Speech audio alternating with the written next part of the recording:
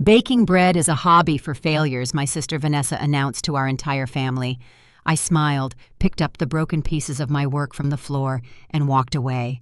Years later, she sat in her failing corporate office and stared at a headline about a local bakery earning Michelin recognition. She read the address twice, realizing the chef she desperately needed to save her husband's $300 million project was the sister she threw away. The sharp crack of porcelain shattering against hardwood silenced the dining room. I knelt on the imported Persian rug, sweeping up the remnants of a sourdough tartine I spent 48 hours fermenting. My sister Vanessa stepped over the mess in her designer heels. She had knocked the platter off the granite counter with a deliberate flick of her wrist. "You can buy bread at the supermarket, Audrey. Why clutter the Thanksgiving table with this cheap hobby of yours?" Vanessa asked, adjusting her silk blouse. She works as a senior public relations director for a luxury cosmetics firm and never misses a chance to remind everyone of her corporate status. Laughter rippled through the room. My mother Barbara took a long sip of her Chardonnay, not bothering to hide her smirk. My father Gregory, a man who measured human worth entirely by tax brackets, pulled a $20 bill from his leather money clip. He let the paper flutter down, landing right in the crumbs, and spilled olive oil. "Consider that your payment for warming up the appetizers." My father sneered. "Now sweep this up quickly. Marcus is arriving soon and we have real estate business to discuss. I do not want him seeing this mess." My fingernails dug into my palms. The paper bill felt rough against my flour-calloused skin. I did not shed a tear. I pocketed the 20, threw my ruined work into the trash, and walked out the front door into the freezing Connecticut night. My name is Audrey. I am 31 years old, and I spent 6 years pouring my soul into building my own business. Before I tell you how I dismantled my family's empire using nothing but a blind contract, let me know where you are watching from in the comments below. Hit that like button and subscribe if you believe toxic family members always face the consequences of their greed.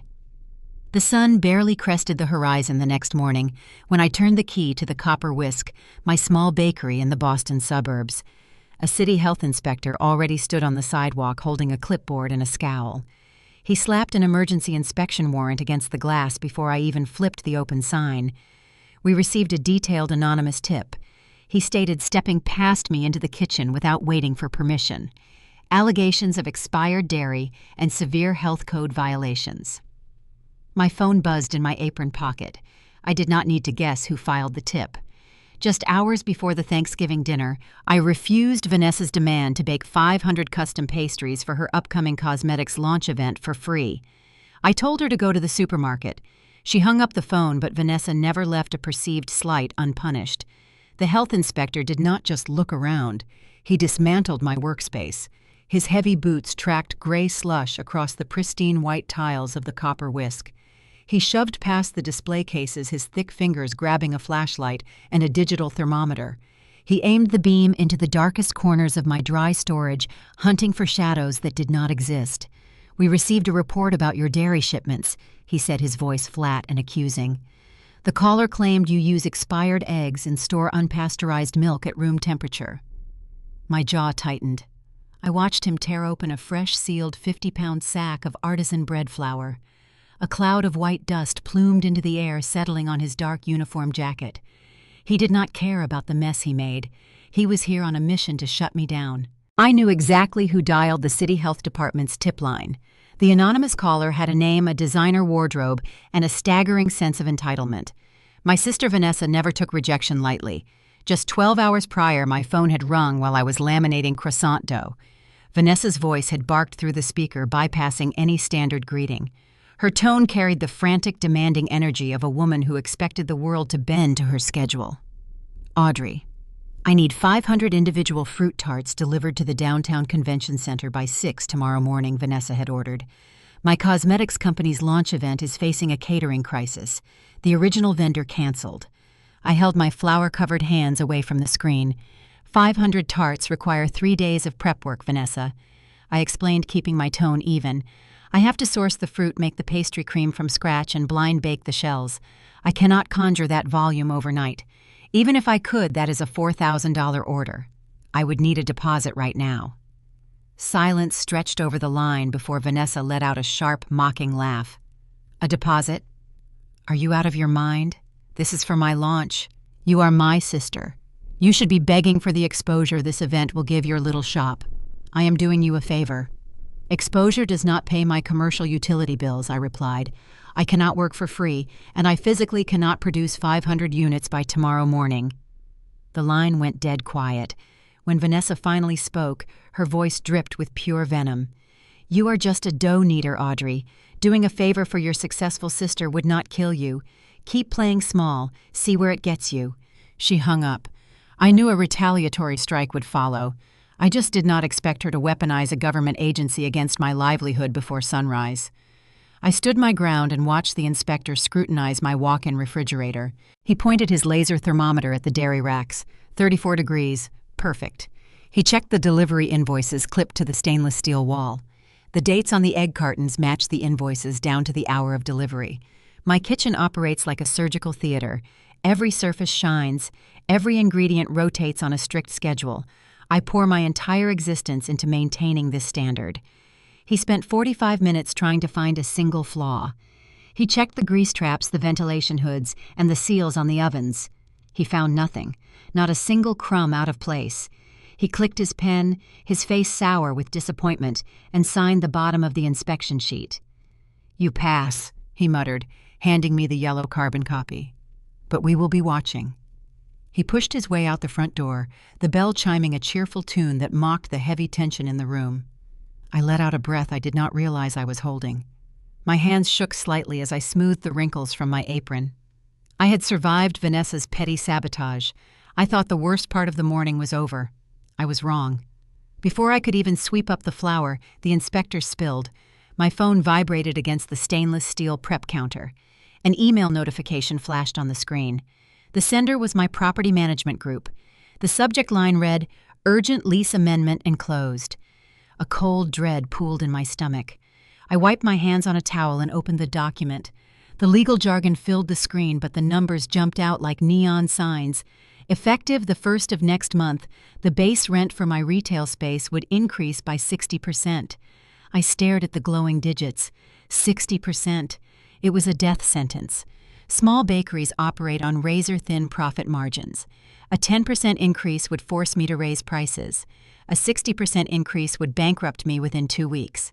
I scrolled down my eyes, scanning the fine print. A bold, capitalized paragraph sat at the very bottom of the page. If the tenant rejects the adjusted rental rate, this document serves as a formal 30-day notice of eviction. Please vacate the premises. The air vanished from my lungs. My bakery, the copper-accented counter, I built with my own hands, the imported stone ovens I took out loans to purchase, the loyal customer base I cultivated over 6 grueling years. All of it was slated for destruction. I read the sender's signature. It was not the familiar name of the old property manager I had dealt with for years. The signature block belonged to a new holding company. Panic gave way to a fierce, desperate adrenaline. I dialed the management office's contact number, listed at the bottom of the email. The phone rang twice. I paced the length of my kitchen, preparing a negotiation strategy. I would offer a 10% increase. I would offer to sign a longer lease. I would do whatever it took to keep my doors open. The line clicked open. "Audrey," a man said. I froze. The voice did not belong to a random corporate property manager. It was deep-polished and unmistakably cruel. It was a voice I had heard just last night discussing real estate acquisitions over my father's Thanksgiving turkey. "Marcus." I asked the phone, suddenly feeling heavy against my ear. My African-American brother-in-law chuckled. The sound vibrated through the speaker, rich and terrifying. "Good morning, Audrey. I see you received my email. You bought the building." My mind raced, trying to connect the dots.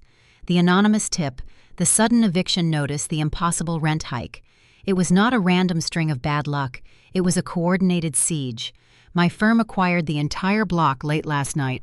Marcus stated, his tone shifting from amused to strictly business. "The ink is barely dry. I told your father I was making moves in your neighborhood. You should pay more attention during family dinners instead of sulking on the floor. You cannot raise my rent by 60% with 30 days' notice." I argued, my voice trembling despite my effort to stay calm. "I have an active lease." Marcus sighed, the exaggerated sigh of a busy man dealing with a slow child. You have a month-to-month commercial agreement, Audrey. Read your original contract. The previous landlord kept you on a rolling basis. I have every legal right to adjust the market rate or terminate the agreement. I chose to do both. Why I demanded my knuckles turning white as I gripped the counter. I pay my rent on time. I maintain the property. Why are you doing this? Because I do not care about your little pastry shop, Marcus replied, his voice hardening into absolute ice. My development group is leveling that entire block. We are breaking ground on a new commercial plaza, and your building is sitting exactly where I need to pour concrete for a parking garage. You are going to bulldoze my bakery for a parking garage. The rent hike is just a polite way to force you out quickly. If you fight the eviction, my legal team will bury you in injunctions until you cannot afford to buy flour. He paused, letting the threat settle over the line. Vanessa told me you gave her trouble last night. She is very upset, Audrey. She thinks you are wasting your life. I tend to agree. I stood in the center of my spotless kitchen. The ovens hummed behind me, radiating heat, but I felt freezing cold. My own family was not just ignoring my business anymore. They were actively executing a plan to demolish it.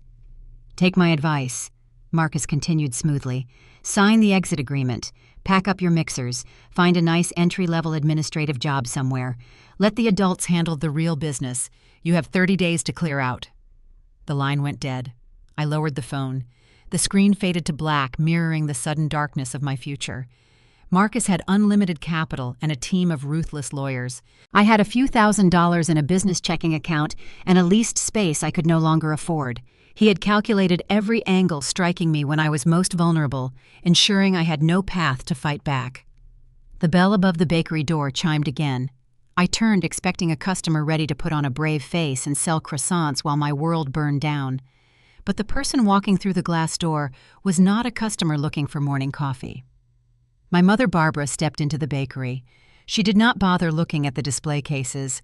She carried a thick manila envelope and wore an expression of sheer impatience. Audrey, she snapped, marching straight to the cash register. I do not have all day. I have legal documents you need to sign immediately. The relentless assault had not ended with Marcus. It was only just beginning. Marcus is a man who treats human lives like line items on a balance sheet. He is an African-American developer who built his empire by identifying vulnerable targets and crushing them under the weight of his endless capital. He wears bespoke Tom Ford suits to demolition sites, a visual reminder that he remains untouched by the wreckage he creates. His voice through the phone had carried no malice, which made it infinitely more terrifying. It was pure, sterile business. My company just acquired this entire block, Marcus had stated, his articulation crisp and bloodless. We are leveling it. I need the space to build a parking structure for the new commercial plaza. That rent hike was just a polite way to tell you to get out. You should listen to Vanessa. Drop this useless baking hobby and find a decent office job. The line had gone dead, leaving me listening to the hollow static. I stood frozen in the center of my kitchen. The stainless steel prep tables gleamed under the fluorescent lights. The heavy stone ovens radiated a comforting heat against my back. I had poured 6 years of my youth into these 4 walls. I had sacrificed holidays, relationships, and sleep to build a loyal customer base. I had scrubbed grout with a toothbrush and carried 50-pound bags of flour up the back stairs until my shoulders ached. Now Marcus was going to reduce my entire world to a pile of rubble. My chest tightened. I bit down on my lower lip. I bit hard, seeking a physical anchor to counter the spiraling panic. The sharp sting of tearing skin registered a second before the metallic taste of blood coated my tongue. I swallowed it, forcing my breathing to steady. I had to think. I had to strategize. I needed to call a real estate attorney. I needed to review the local commercial tenant protection laws. Before I could take a single step toward my office, the front door of the bakery burst open. The brass entry bell chimed a sharp, frantic note. My mother Barbara marched into the shop. She did not walk. She invaded. She wore a tailored cashmere coat and her signature string of pearls. She carried a thick manila folder tucked under one arm. She did not glance at the artisan breads I had spent the morning shaping. She did not pause to acknowledge the warmth of the space. Her eyes locked onto me, cold and assessing, like a general inspecting a poorly maintained piece of equipment. She did not come to offer comfort. She did not ask about the health inspector she surely knew Vanessa had sent. Barbara marched straight to the copper countertop. She slapped the manila folder down with a loud, aggressive smack. She flipped it open, revealing a stack of dense, intimidating legal documents. "Sign this," she commanded. I wiped a streak of flour from my apron and stepped closer to the counter. The header on the top page was printed in bold, uncompromising letters. Waiver of beneficiary rights and consent to transfer of trust assets. "What is this?" I asked, my voice tight. "We need you to renounce your portion of your grandfather's inheritance," Barbara stated, tapping a manicured fingernail against the bottom of the page. The air in the bakery suddenly felt too thin to breathe. My grandfather had passed away 2 years ago. He had established a modest trust fund for his grandchildren. The funds were locked in a holding account scheduled for disbursement at the end of this calendar year. I had already drafted a detailed business plan to use my share to purchase commercial-grade proofing retarders and hire a full-time assistant. It was my only lifeline for expanding the bakery. "You want me to sign away my inheritance?" I stared at the crisp white paper, trying to comprehend the sheer audacity of the demand. "Why Vanessa needs a capital injection," Barbara explained, her tone laced with deep irritation. "Her lifestyle brand is scaling up production for the new quarter. She has a temporary cash flow shortage. Your father and I agreed that reallocating your grandfather's trust to Vanessa's company is the most logical financial move for the family." My mind reeled. I looked at the woman standing across the counter from me. She was asking me to fund the very sister who was actively trying to destroy my livelihood. "Vanessa just sent a city health inspector to shut me down this morning," I said, keeping my words slow and deliberate. "She demanded I work for free, and when I refused, she tried to ruin my sanitation record." Barbara rolled her eyes, a gesture of profound dismissal. "Do not be so dramatic, Audrey. Vanessa was just stressed about her launch event. You are always playing the victim. If you had just baked the pastries for her, none of this would have happened. You provoked her." I stared at my mother, the taste of blood still fresh in my mouth. She did not care about the sabotage. She justified it. And Marcus, I pressed my heart, hammering a violent rhythm against my ribs. "Did you know Marcus just bought this building? He sent me a 30-day eviction notice an hour ago. He is going to demolish my bakery to build a parking lot." Barbara adjusted her cashmere coat, her expression entirely devoid of empathy. "Marcus is a developer, Audrey. He is executing a massive commercial project that will bring prestige to our family's name.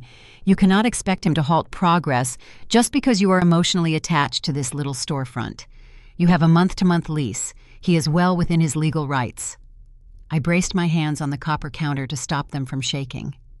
"You want me to give my inheritance to the people who are rendering me unemployed and homeless." "You are not going to be homeless," Barbara snapped. "You can move back into your old childhood bedroom. It will give you time to rethink your life choices. This baking phase has gone on long enough. You are 31 years old. It is time to get a real job with benefits and a corporate ladder. Signing this money over to Vanessa is an investment in the family's actual success." She reached into her designer handbag, retrieved a heavy silver pen, and shoved it across the counter toward me. "I need you to sign these papers right now," Barbara insisted, her voice dropping into a hard, unyielding register. "The attorneys are waiting to finalize the transfer before the banks close." I looked at the silver pen resting on the legal document, the document that would strip away my last financial safety net, the document that would reward Vanessa for her cruelty and fund Marcus's empire.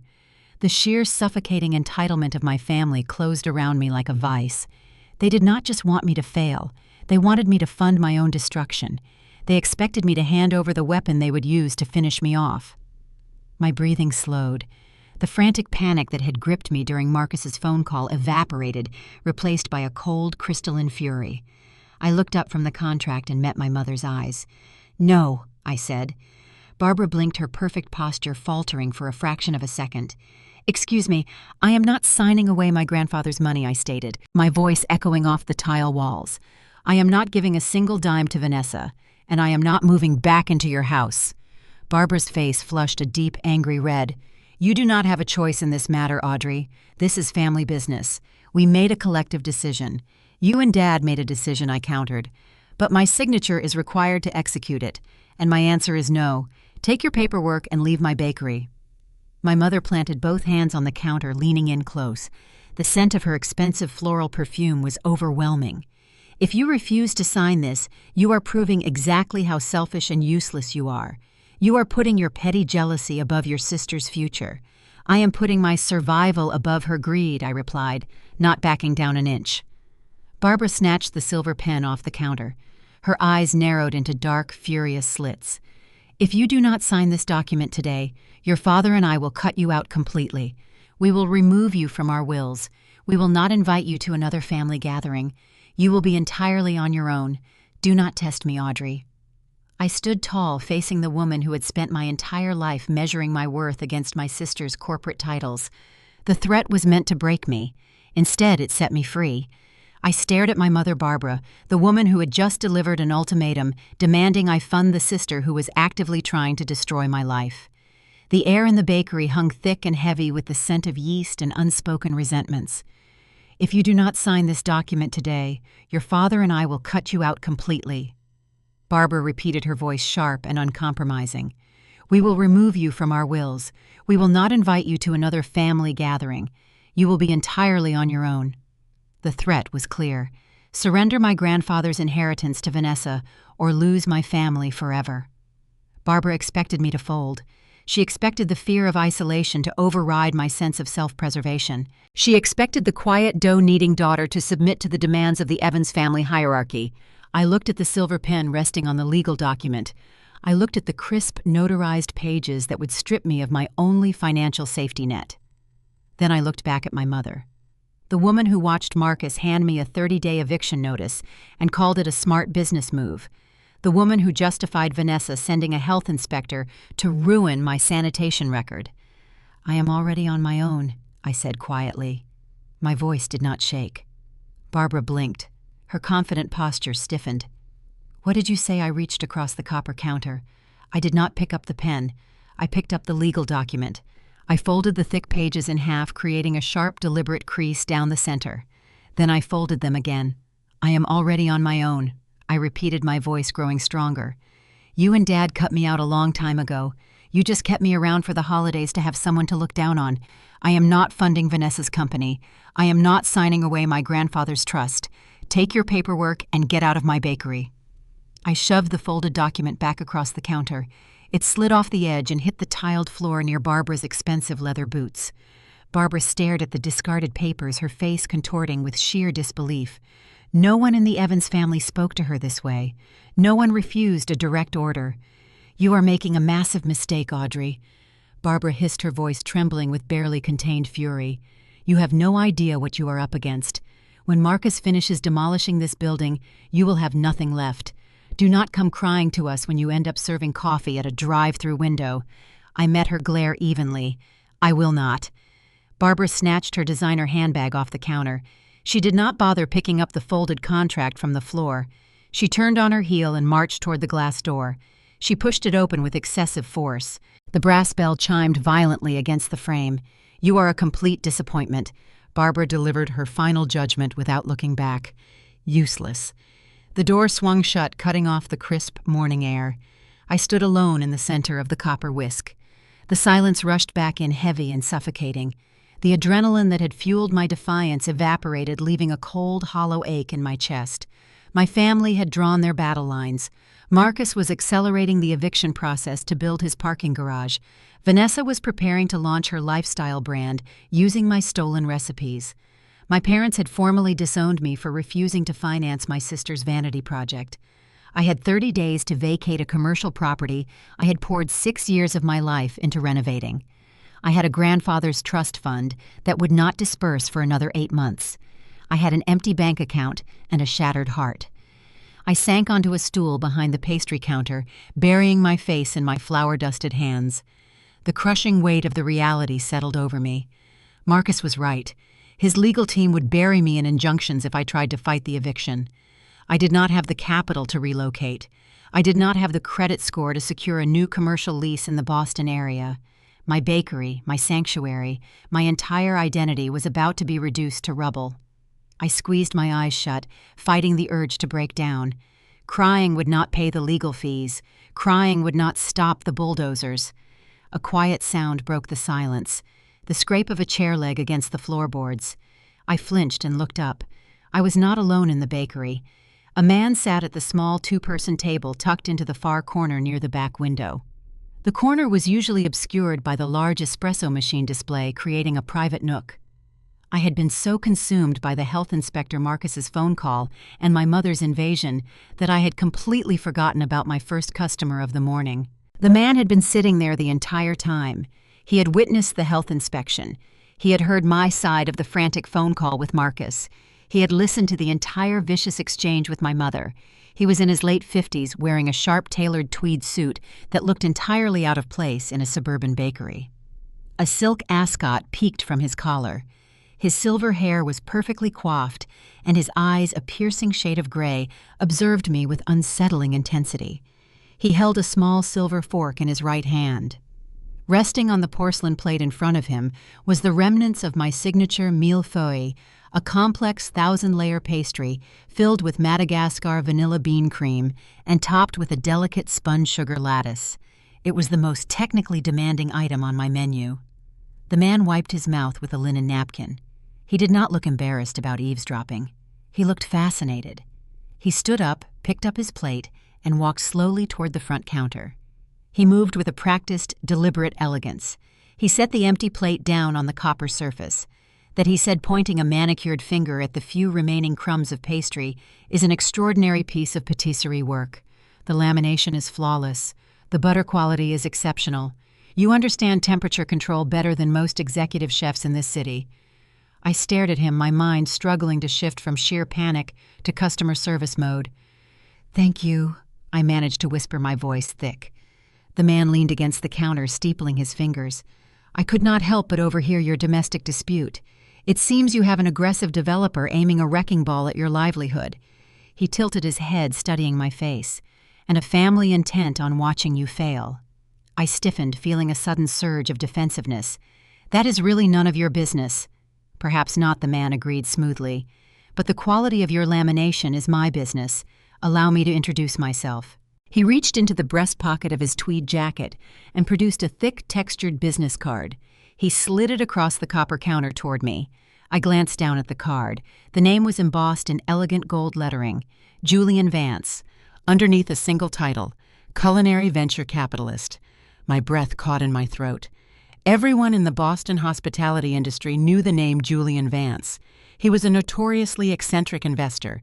He rarely backed established restaurants. He hunted for hidden talent. He sought out obscure chefs operating out of food trucks and pop-up kitchens, funding them quietly and launching them into the Michelin-starred stratosphere.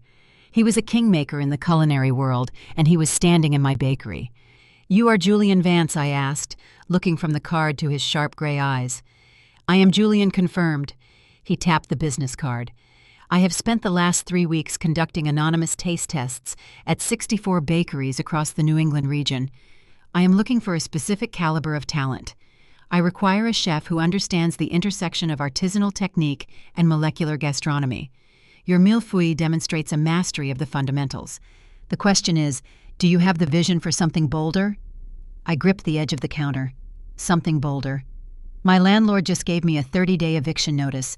I am about to lose my commercial ovens. I do not have a kitchen to be bold in." Julian smiled. A thin, calculating smile that sent a shiver down my spine. "That is precisely what makes you the perfect candidate. You have nothing left to lose. Your developer brother-in-law assumes you will surrender quietly. He expects you to fade into obscurity." He paused, his gray eyes locking onto mine. "This flavor profile could crush any corporate giant in Boston. Do you want to pack up your mixing bowls and find an administrative job? Or do you want to play a high-stakes game?" I looked at Julian Vance. I thought about Marcus sitting in his high-rise office drafting the demolition orders for my bakery. I thought about Vanessa preparing to launch her lifestyle brand using my stolen recipes. I thought about my mother demanding I fund my own destruction. They expected me to break. They expected me to vanish. What kind of game, I asked, my voice steadying. Julian pulled a sleek leather notebook from his jacket pocket. "I want to fund a secret concept. An underground exclusive tasting menu operating right under the noses of the Boston elite. A concept so elusive and highly sought after that developers will beg to host it in their new properties. We will call it Atelier A."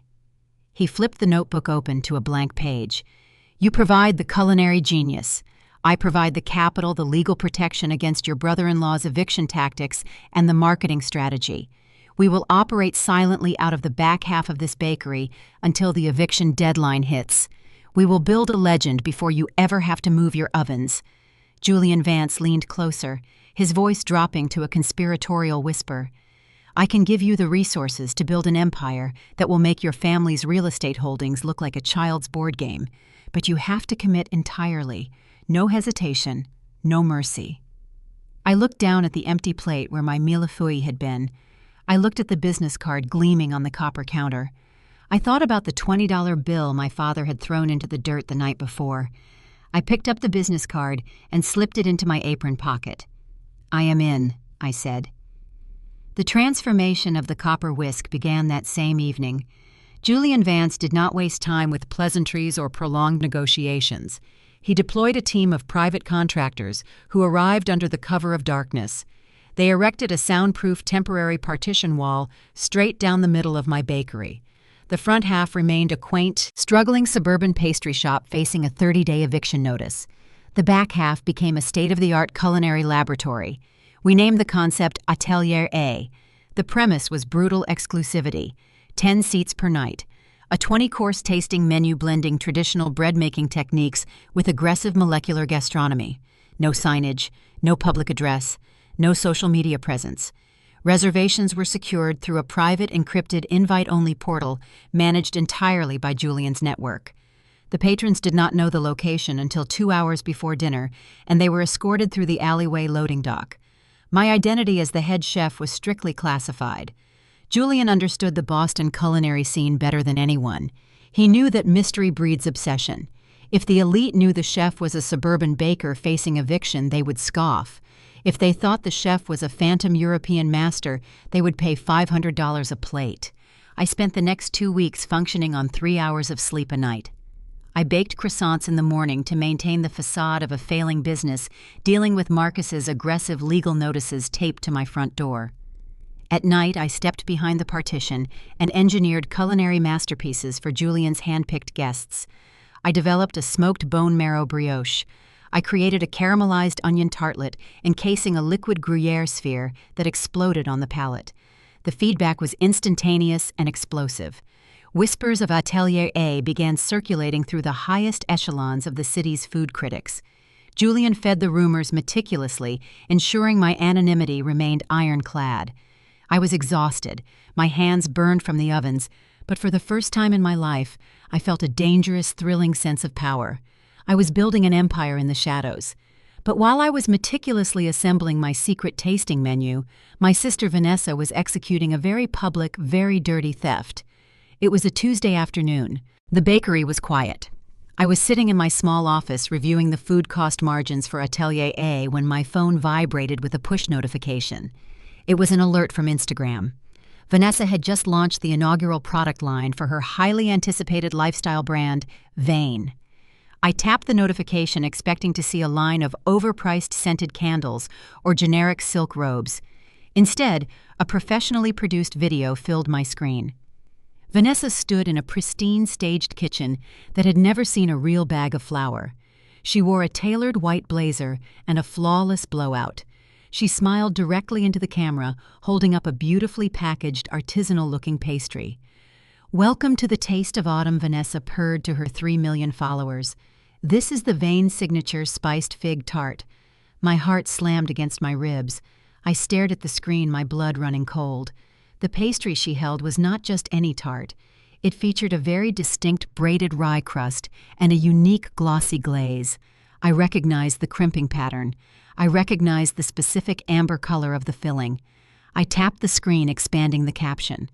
Vanessa had posted the full ingredient list and a simplified version of the baking process. She detailed the precise ratio of hydration in the dough, the specific blend of cardamom and star anise, and the exact resting time required for the preferment. It was my recipe. It was the exact recipe I had spent 4 months perfecting last year. I had tweaked the hydration levels down to the gram. I had ruined dozens of batches adjusting the resting temperatures. It was my signature creation. I scrambled to open the bottom drawer of my desk, frantically searching for my worn, leather-bound recipe journal. The drawer was empty. A sickening realization washed over me. I had brought that journal to my parents' house on Thanksgiving.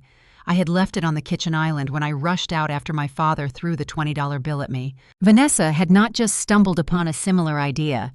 She had found my journal. She had stolen my intellectual property, handed it over to a mass production facility, and slapped her luxury brand logo onto my years of hard work. I watched the rest of the launch video, my hands shaking with a mixture of disbelief and mounting rage. Vanessa took a delicate bite of the mass-produced tart.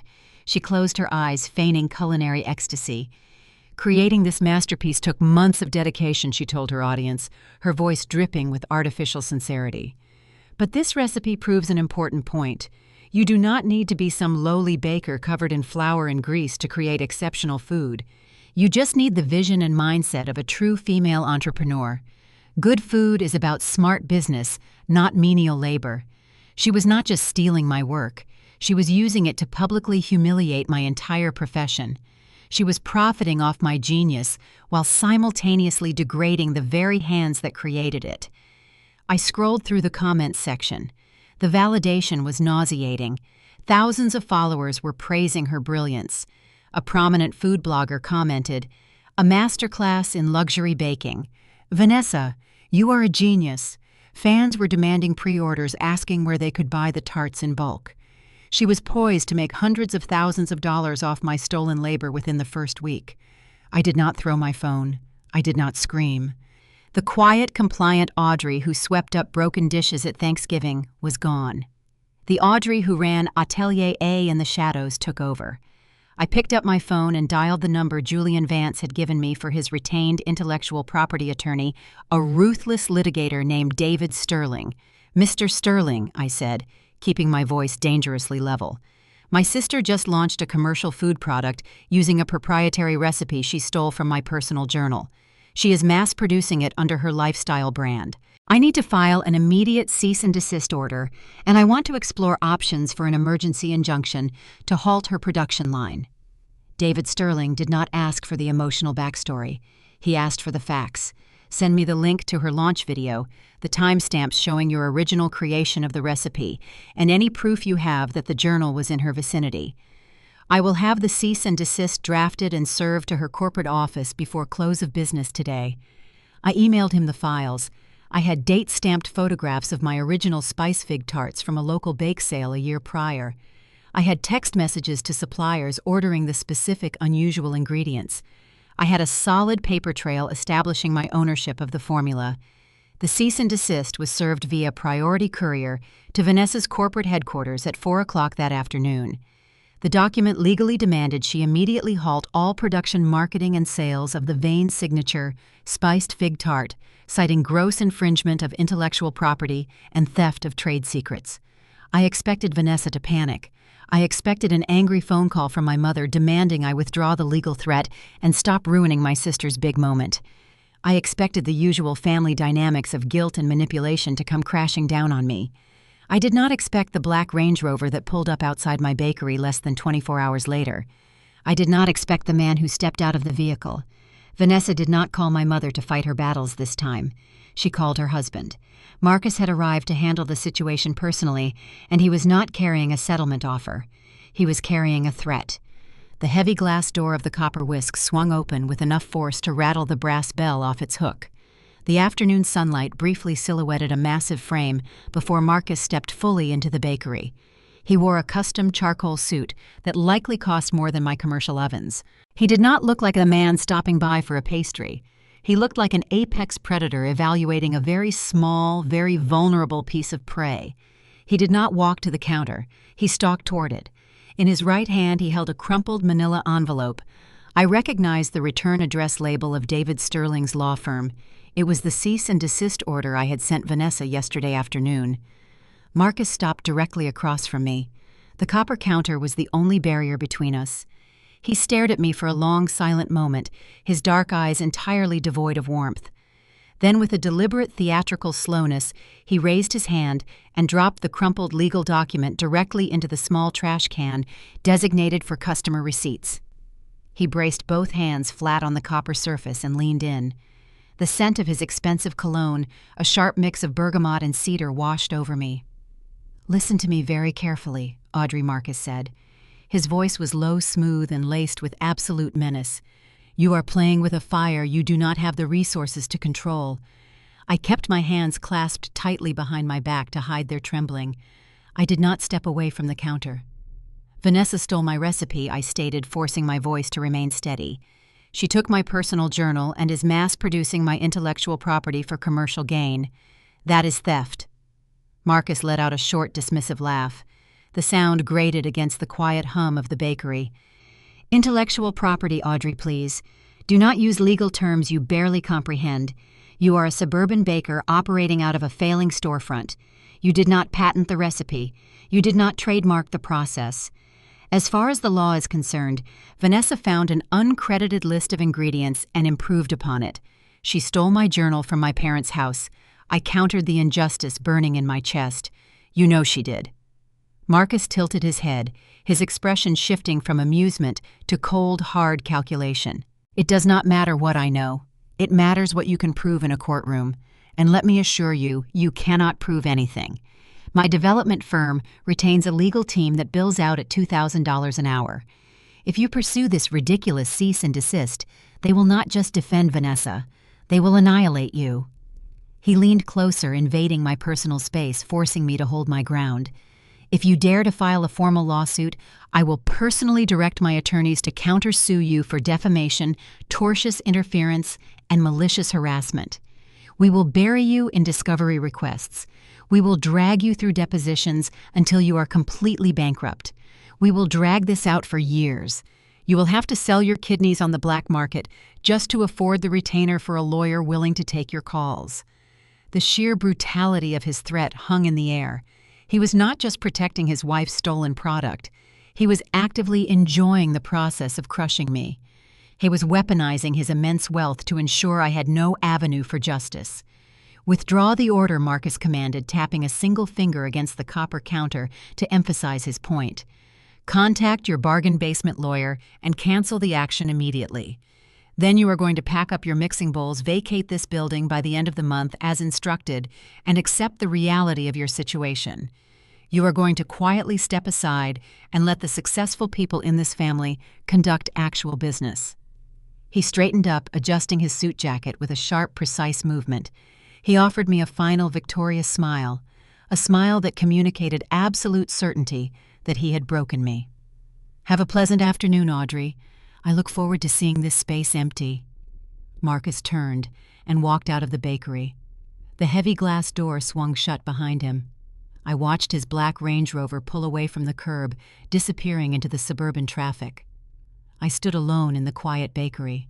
The afternoon sunlight caught the dust motes dancing in the air. For 12 years I had shrunk myself to fit the narrative my family created for me. I had accepted their insults. I had absorbed their dismissals. I had allowed them to treat me as an insignificant inconvenience. Marcus expected me to collapse behind the counter. He expected me to dissolve into tears, overwhelmed by the crushing weight of his legal threats and unlimited capital. He expected the quiet, dough-kneading Audrey to surrender. I did not shed a single tear. I did not feel fear. I felt a sudden, terrifying clarity. Marcus had just revealed his playbook. He relied entirely on overwhelming force and the assumption that his opponents were too weak to fight back. He believed his money made him invincible. He believed my lack of resources made me helpless. He was right about one thing. A direct frontal assault in a courtroom over a pastry recipe was a losing battle. He would tie me up in litigation for a decade. I would lose everything trying to prove Vanessa was a thief. I could not beat him by playing his game. I had to play a different game entirely. I walked over to the small trash can and pulled out the crumpled cease and desist order. I smoothed out the paper and placed it on the counter. Then I pulled my phone from my apron pocket and dialed David Sterling's direct line. He answered on the second ring. "Miss Evans, I assume you received a response from your sister's legal counsel. I received a personal visit from her husband," I replied, my voice steady and devoid of emotion. "He threatened to bankrupt me with a countersuit if I pursue the infringement claim." David Sterling sighed, the sound of a lawyer familiar with aggressive corporate tactics. That is a standard intimidation strategy. However, given Marcus's resources, it is a credible threat. We can still fight, but you need to understand the financial and emotional toll a protracted legal battle will exact. I understand perfectly, I said. That is why I want you to withdraw the cease and desist order immediately. Drop the entire claim. A pause stretched over the line. Are you certain we have a strong circumstantial case? I am certain. Withdraw it today. Let them think they won. I ended the call and set the phone down. I looked around the front half of my bakery. The display cases were mostly empty. The quaint rustic decor I had so carefully curated now felt like a stage set I was preparing to dismantle. I walked to the back of the shop and pushed open the heavy soundproof door that Julian Vance's team had installed. I stepped into the hidden state-of-the-art kitchen of Atelier A. The gleaming stainless steel, the precision sous vide immersion circulators, the liquid nitrogen tanks. This was not a bakery. This was a laboratory designed for culinary warfare. Marcus thought he had stomped out a small fire by threatening a suburban baker. He had no idea he was standing on a landmine. He believed he was untouchable because he controlled the real estate. He believed he was invincible because he had infinite capital. But Julian Vance had shared a piece of information with me during our late-night strategy sessions. Information about Marcus's upcoming flagship development, the Epicurean Plaza. It was a $300 million project funded heavily by a syndicate of incredibly demanding Middle Eastern investors. And those investors had a very specific, non-negotiable stipulation for releasing the final tranche of funding, a stipulation that Marcus was currently failing to meet. I picked up my phone again and dialed Julian Vance. He answered immediately. "The distraction is handled," I told him, tracing a finger over the cold steel of a prep table. "My brother-in-law believes I am terrified and compliant. We have an open runway." "Excellent," Julian murmured, his voice practically purring with anticipation. "The critics are already rabid for our next menu drop. Have you finalized the concept?" "I am not just finalizing a menu," I said, staring at my reflection in the polished steel hood. "I am preparing the bait. Marcus needs a world-class anchor tenant to save his mega project. Let's give him the most exclusive, highly coveted culinary mystery in Boston. Let's make Atelier A the only thing that can save his career." And then Julian asked, clearly enjoying the dangerous shift in my tone. And then I replied softly, "We let him sign a blind contract. We let him hand me the keys to his own destruction. Let him build the gallows. I will gladly supply the rope." I officially closed the front retail space of the Copper Whisk on a Tuesday morning. I stripped the display cases, scrubbed the front counters, and taped a simple handwritten "Closed for Business" sign to the inside of the glass door. I did not include a forwarding address or a heartfelt message to my customers. I simply vanished. The reaction from my family was instantaneous. I was still technically part of their family group chat, a digital space I usually kept muted to avoid the constant barrage of Vanessa's self-promotion and my parents' passive-aggressive critiques. That afternoon, my phone screen lit up with a notification. My father, Gregory, had initiated the victory lap. Well, Gregory typed the message stark against the white background. "I drove past the bakery today, saw the sign. I suppose the fantasy is finally over. I hope you have learned a valuable lesson about understanding your actual capabilities and your proper place in the real world. Perhaps now you will listen to reason and find a sensible administrative position. Let us know when you are ready to be practical." Vanessa chimed in 2 minutes later, her text punctuated by a series of champagne glass emojis. "Marcus told me you finally withdrew that ridiculous legal threat. Smart move, Audrey. It takes a big person to admit when they are beaten. Maybe this failure will finally teach you some humility. Good luck with the job hunt." I stared at the messages. I did not feel the crushing humiliation they clearly intended to inflict. I did not type out a frantic defense of my business. I did not engage. I simply locked my phone, tossed it onto the prep counter, and turned my attention to the smoking liquid nitrogen tank venting in the center of my hidden kitchen. They were celebrating a victory in a war they did not even realize they were losing. Let them think I had surrendered. It provided the perfect cover for what I was building in the dark. Behind the soundproof partition, Atelier A became a fully operational culinary phantom. Julian Vance had established a complex network of limited liability companies, layering them to obscure the true ownership and physical location of the restaurant. On paper, Atelier A belonged to a shadowy holding firm registered in Delaware. In reality, it existed solely within the back half of a supposedly shuttered suburban bakery. Julian utilized his extensive connections within the hospitality industry to orchestrate a whisper campaign of unparalleled precision. He did not issue press releases. He did not invite influencers looking for free meals. He targeted the most ruthless, cynical, and influential food critics in New England. He sent encrypted invitations, black textured envelopes delivered by private courier containing only a date, a time, and a set of coordinates that led them to the loading dock alleyway behind my bakery. The first tasting event was a terrifying, exhilarating crucible. I served 10 guests, 10 powerful individuals capable of making or breaking a culinary career with a single review. I did not interact with them. I remained hidden in the kitchen, orchestrating a ballet of 20 complex courses. I presented a dish I called the forest floor. It was a sourdough sphere fermented for 96 hours, injected with a liquid emulsion of roasted wild mushrooms and truffle resting on a bed of edible, dehydrated moss created from spun kale and porcini powder. When the guests cracked the sphere, the aroma of a damp autumn forest filled the small dining room. I served a palate cleanser of clarified green apple consommé frozen using liquid nitrogen, which evaporated on the tongue, leaving behind an intense, concentrated essence of orchard fruit. The final course was a deconstructed opera cake, utilizing sheets of laminated dough so thin they were translucent, layered with a dark chocolate ganache smoked over cherry wood. I watched the service monitor from the kitchen, tracking their reactions. I saw hardened critics close their eyes in genuine surprise.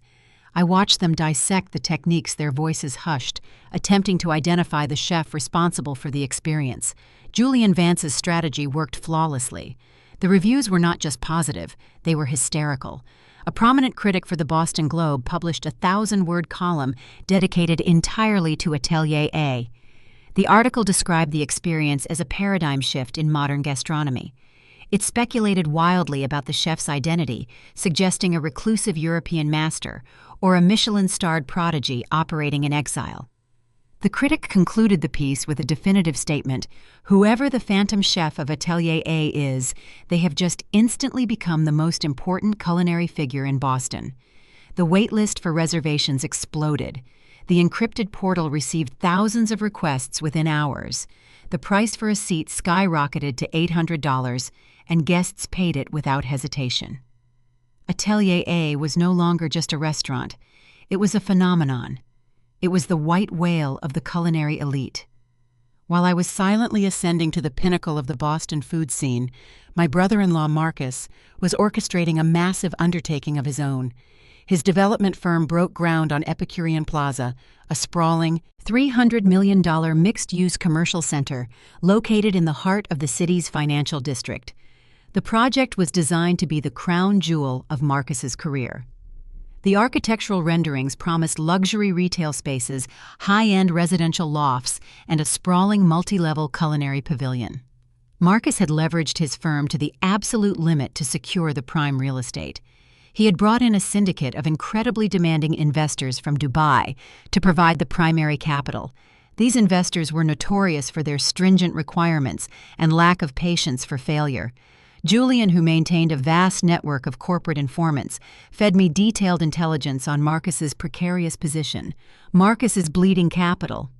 Julian informed me one evening leaning against a stainless steel prep table and watching me temper chocolate.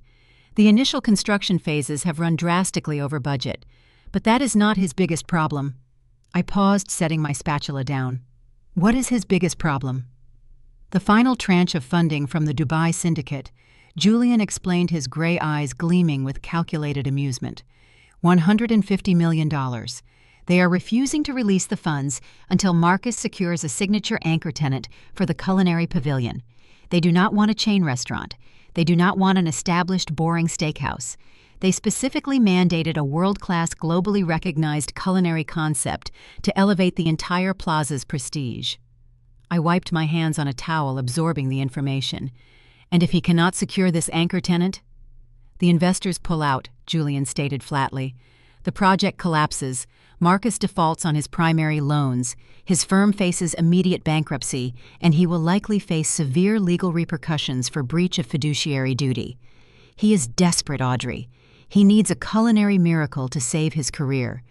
And what I asked softly is the most coveted culinary miracle in Boston right now. Julian smiled. His smile was predatory sharp and entirely devoid of mercy. You are the mysterious phantom chef of Atelier A. Marcus's acquisition team has been tearing the city apart, trying to find a way to contact our holding company.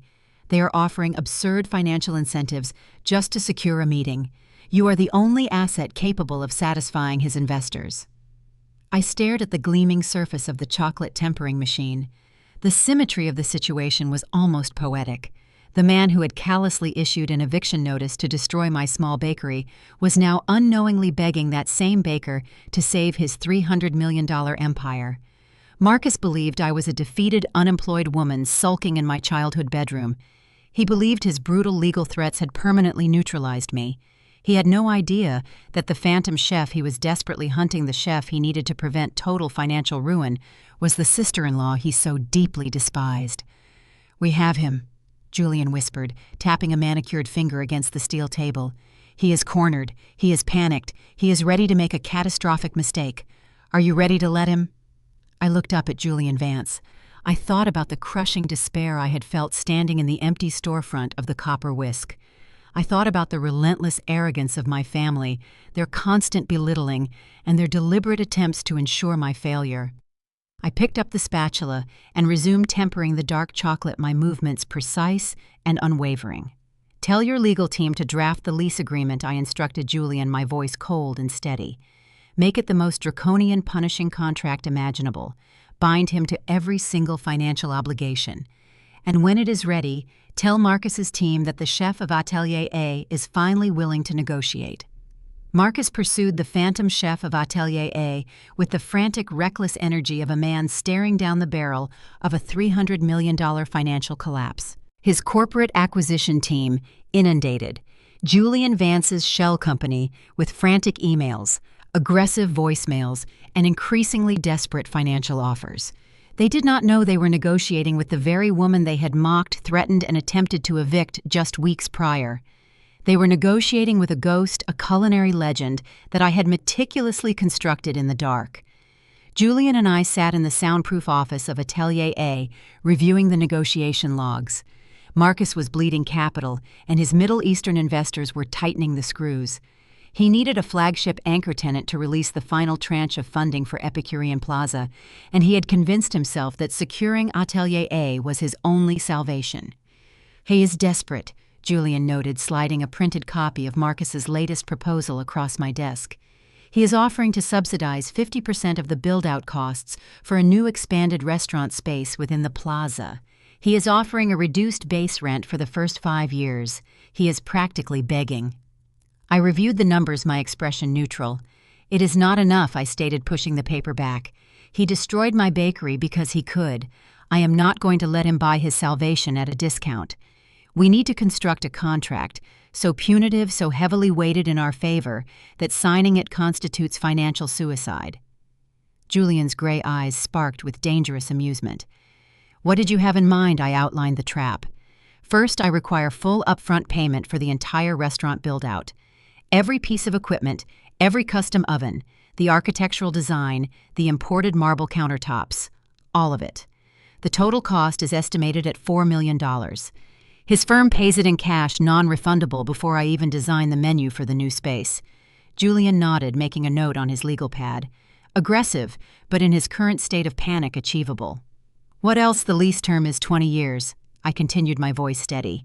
"Ironclad. His firm cannot unilaterally terminate the agreement under any circumstances, even in the event of severe financial distress. If he goes bankrupt, the lease transfers to the primary lenders, and I maintain full operational control of the space. A 20-year unbreakable lease." Julian murmured, a slow smile spreading across his face. "He will be legally tethered to you for 2 decades. And finally," I said, leaning forward, "the most crucial component, the morality and media clause." Julian raised an eyebrow. "Elaborate." "If Marcus, his development firm, his investors, or any member of his immediate family publicly disparages, defames, or damages the reputation of the head chef of Atelier A in any capacity, the penalty is catastrophic." I paused, ensuring Julian understood the severity of the trap. A $10 million immediate cash penalty payable within 14 days of the infraction, and the total forfeiture of the restaurant's physical real estate to my holding company. Julian stopped writing. He looked at me, a mixture of shock and profound respect evident in his features. Audrey, that is not a lease agreement. That is a hostage negotiation. His corporate lawyers will scream bloody murder. They will tell him it is a financial death sentence to sign a blind contract with a morality clause tied to an anonymous chef. His lawyers will advise him not to sign. I agreed, staring at the blueprints of Epicurean Plaza pinned to the wall. But Marcus is an arrogant man who believes he is smarter than everyone else in the room. He is accustomed to bullying his way through legal obstacles.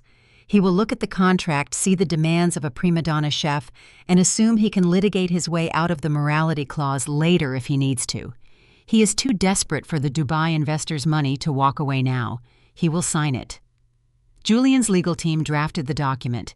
It was a masterpiece of draconian legal maneuvering, bristling with punitive clauses and unbreakable covenants.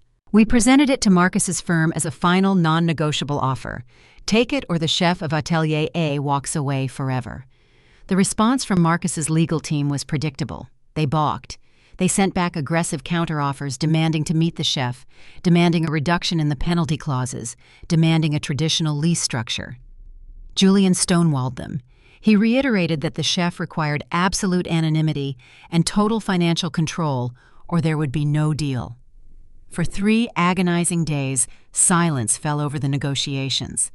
I continued running the exclusive dinner services at Atelier A, maintaining my focus, trusting the trap I had set. On the 4th day, Marcus's desperation overrode his legal counsel's warnings. The Dubai investors had issued a hard deadline: secure the anchor tenant or the funding is pulled. Faced with the total collapse of his empire, Marcus folded. He authorized his firm to execute the agreement. He signed the blind contract, legally binding his $300 million mega project to the demands of a chef he had never met, agreeing to a $4 million upfront cash payment, a 20-year unbreakable lease, and a $10 million morality clause. He signed his own death warrant. The day Marcus's signature hit the final page of the contract was a Tuesday. It was a day of profound, quiet victory in the back kitchen of my hidden restaurant. But across town, my sister Vanessa was experiencing a very different kind of Tuesday.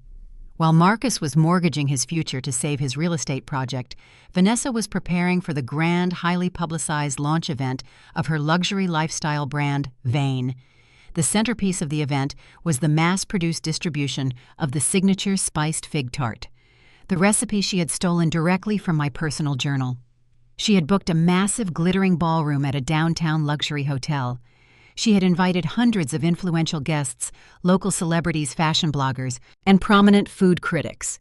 She had orchestrated a massive social media campaign touting her genius as a culinary entrepreneur who had transcended the messy, menial labor of a professional kitchen.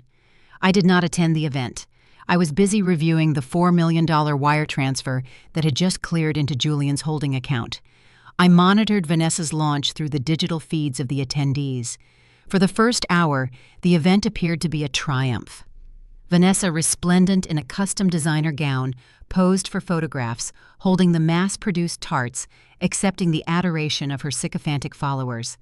She delivered a speech about vision branding and the superiority of corporate strategy over manual labor.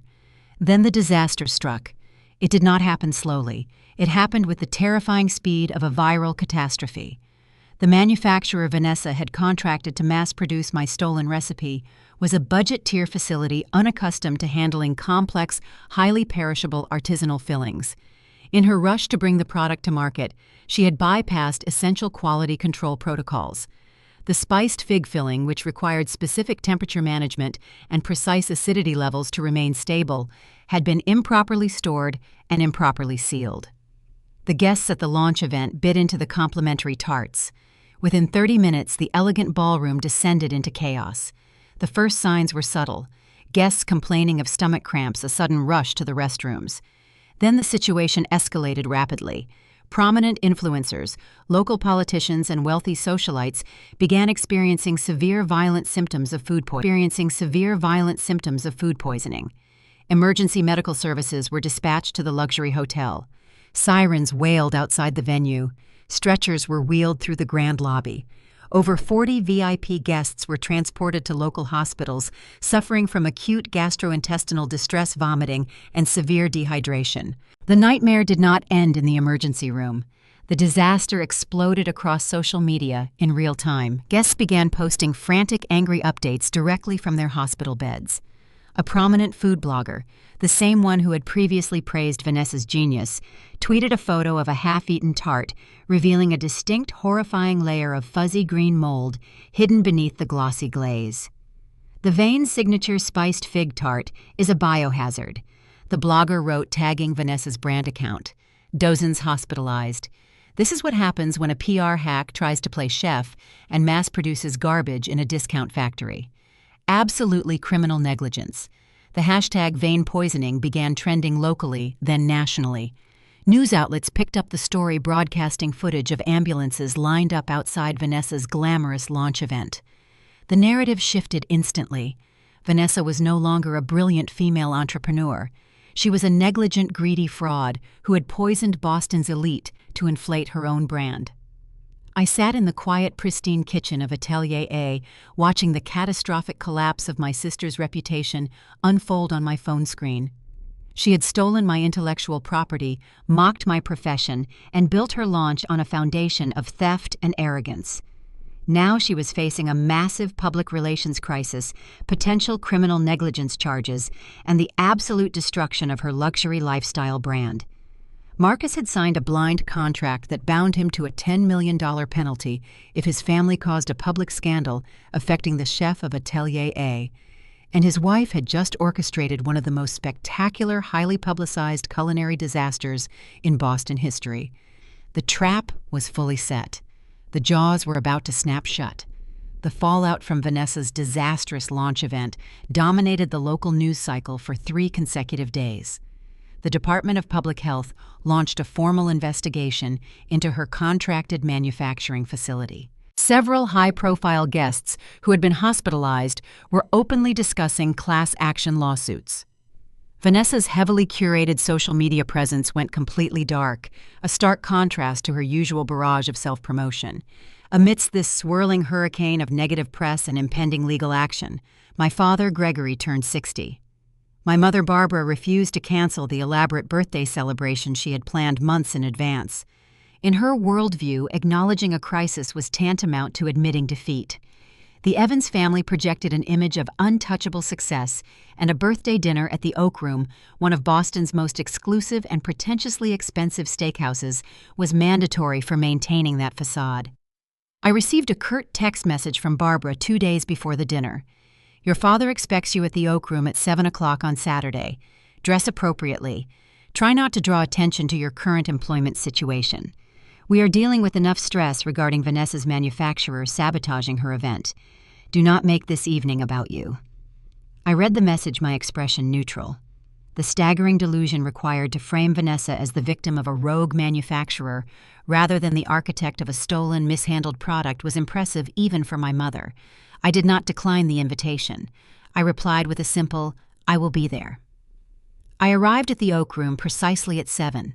The restaurant was a cavernous space of dark mahogany paneling, leather booths, and the low, wealthy hum of corporate negotiations masquerading as dinner conversation. The maitre d' escorted me to a large, semi-private dining alcove near the back, reserved for the Evans family party. The entire extended family was already present. Aunts, uncles, and older cousins milled about holding expensive cocktails and engaging in forced, overly enthusiastic small talk.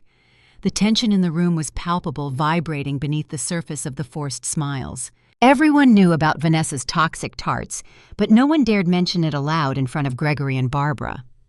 As I approached the gathering, my mother intercepted me. She looked me up and down, her eyes assessing my simple, tailored black dress. She did not offer a greeting. "Audrey," she said, her voice dropping to a harsh whisper, "I have rearranged the seating chart. You are sitting at the far table with your younger cousins." I glanced over her shoulder. The main table, a massive, gleaming expanse of polished wood, situated directly under a crystal chandelier, was reserved for the adults, the power center of the family. My parents, Marcus, Vanessa, and the wealthiest aunts and uncles were taking their seats there. Tucked into a dimly lit corner, practically in the hallway leading to the restrooms, was a smaller, crowded table. 6 children under the age of 12 were already seated there, fighting over bread rolls and coloring on the paper placemats the restaurant provided to keep them occupied. I looked back at Barbara.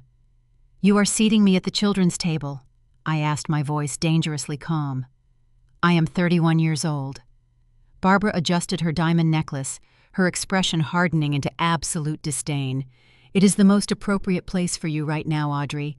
You do not have a career. You do not have a business. You are unemployed and, frankly, an embarrassment to your father on his milestone birthday. Sit with the children. At least they do not understand what a failure looks like yet. We cannot have you bringing down the mood at the main table." She turned her back on me and walked toward the head of the main table, taking her seat next to Gregory. I stood there for a moment, the ambient noise of the restaurant fading into a dull roar. The sheer, unabashed cruelty of the gesture was breathtaking. My mother was not just excluding me.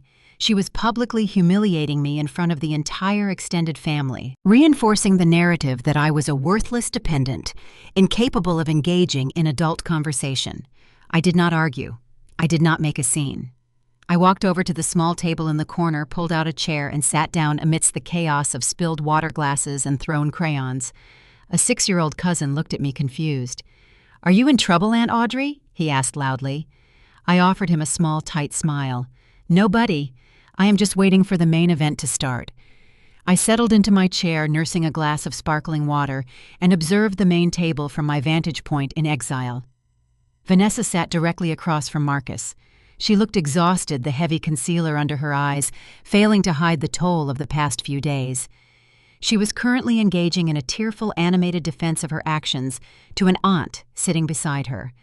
It was entirely the factory's fault, Vanessa insisted, her voice carrying over the clatter of silverware. They cut corners on the refrigeration protocols. I provided them with a flawless artisanal recipe, and they ruined it to save a few pennies. My brand is going to sue them into oblivion. I am the real victim here. My reputation has been unfairly dragged through the mud. I took a slow sip of my water.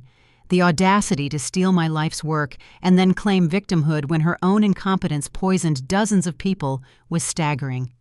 Marcus, however, was not projecting victimhood. He was projecting unearned, arrogant triumph.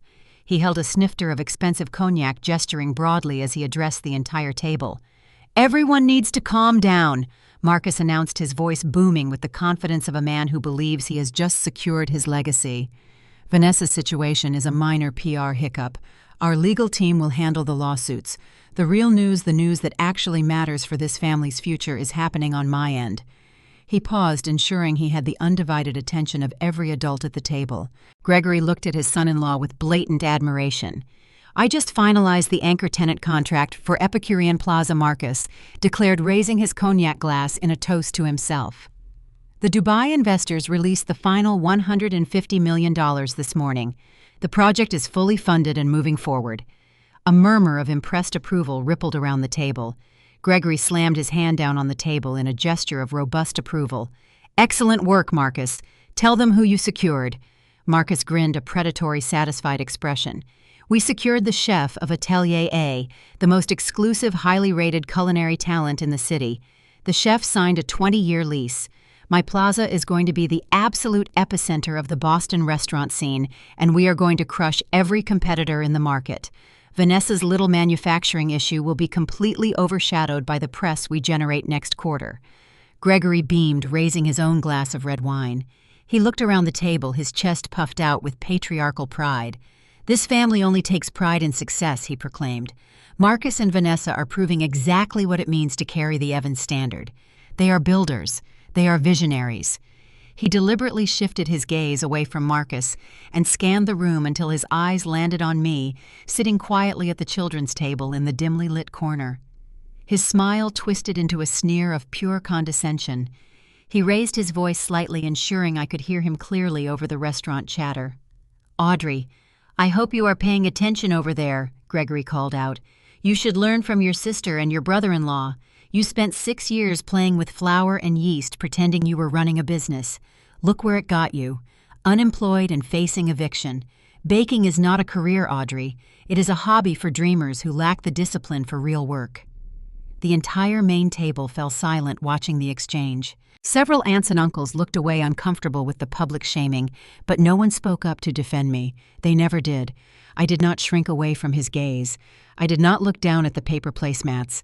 I set my glass of sparkling water down on the table with a soft, deliberate click.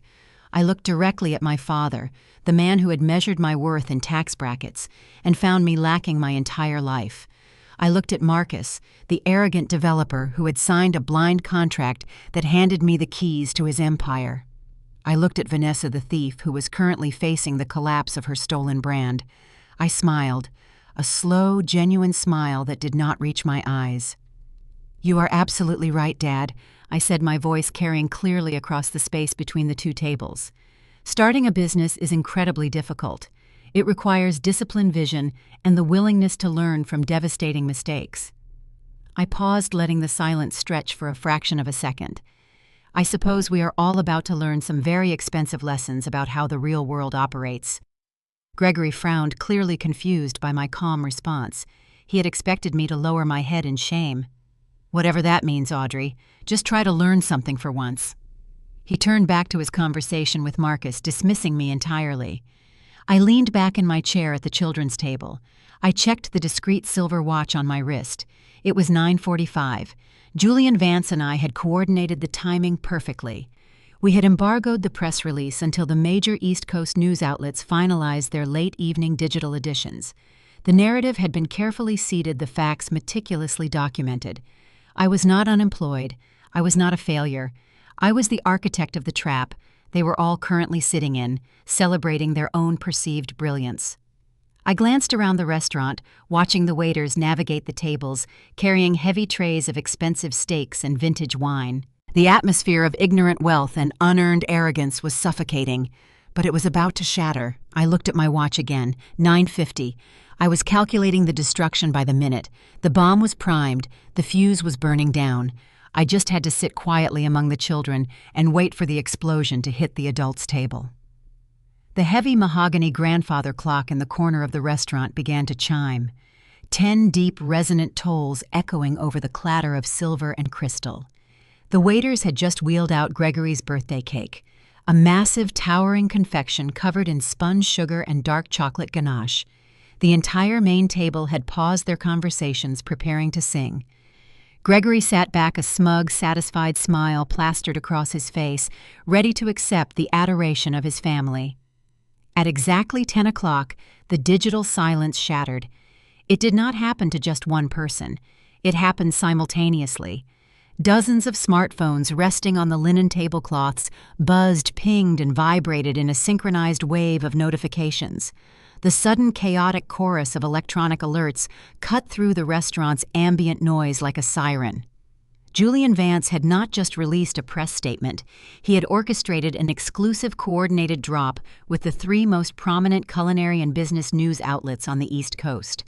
The push notifications were inescapable for anyone subscribed to local news industry updates or high-end lifestyle feeds. Vanessa, whose entire career depended on obsessively monitoring media trends, was the first to react. She snatched her phone off the table, her perfectly manicured fingernails tapping the screen with practiced speed. She scoffed, her voice cutting through the quiet murmurs of the confused guests. "Ugh, another breaking news alert about the Michelin Guide," Vanessa complained loudly, rolling her eyes. They finally released the Boston Star list. Let us see which pretentious, overpriced restaurant paid them off this year. She swiped open the notification, bringing up the lead article from the region's most respected culinary journal. She began reading the headline aloud to the table, her tone dripping with sarcastic condescension. From forced closure to Michelin star. Vanessa read, her voice carrying an edge of performative boredom. The spectacular resurrection of Atelier A and... Vanessa stopped reading. The silence that followed was not the quiet of anticipation. It was the sudden, absolute stillness of a predator, recognizing it has stepped into a trap. Vanessa, Gregory prompted, looking up from his birthday cake, irritated by the interruption. "What does it say? Read the rest of it."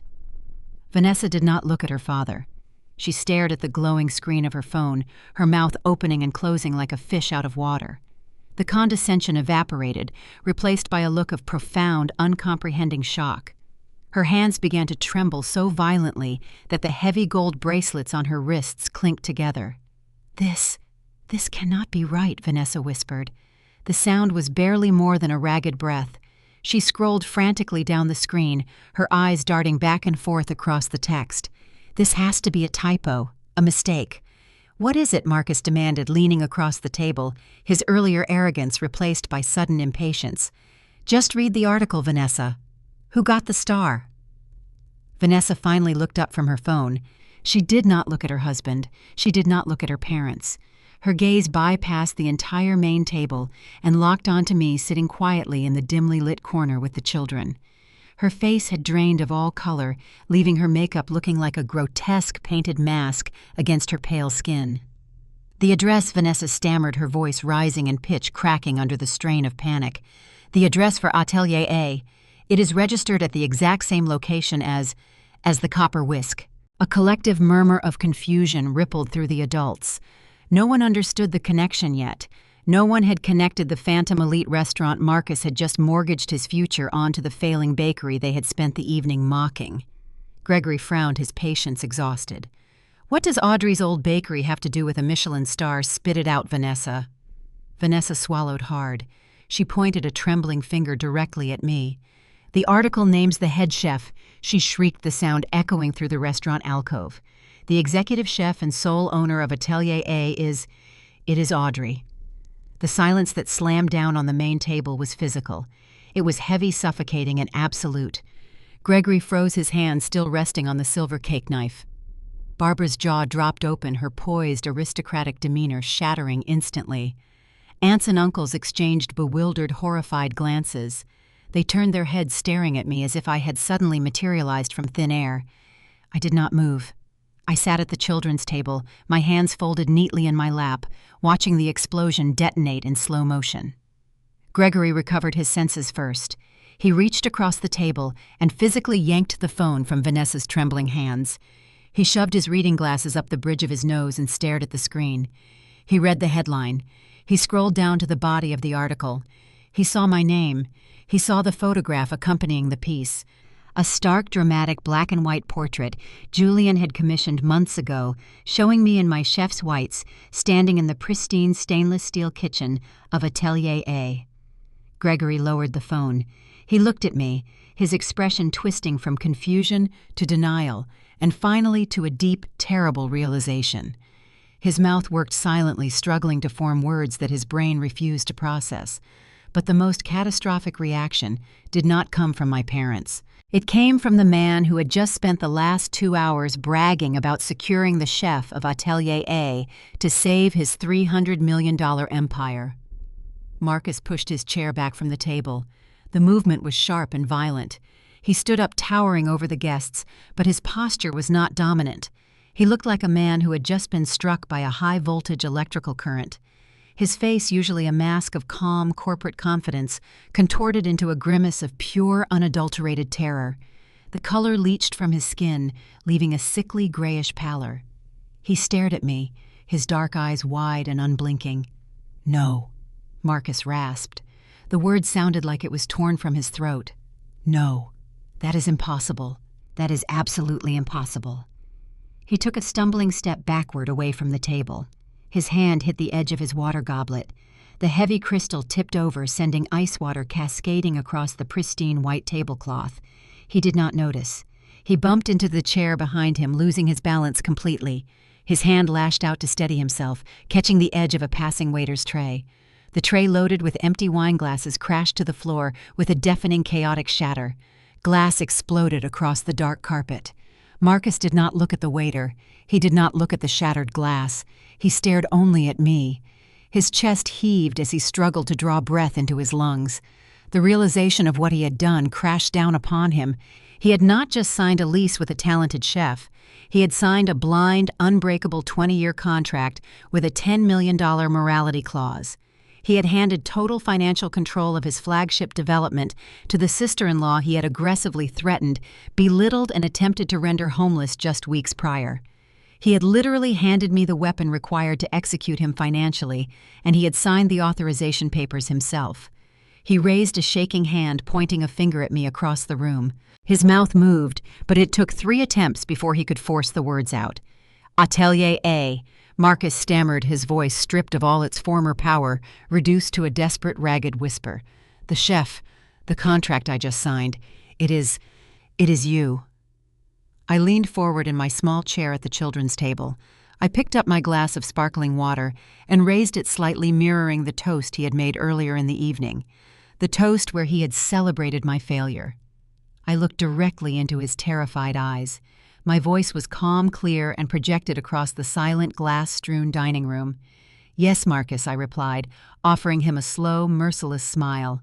It is me, and we are going to have a very long, very expensive conversation about that lease agreement.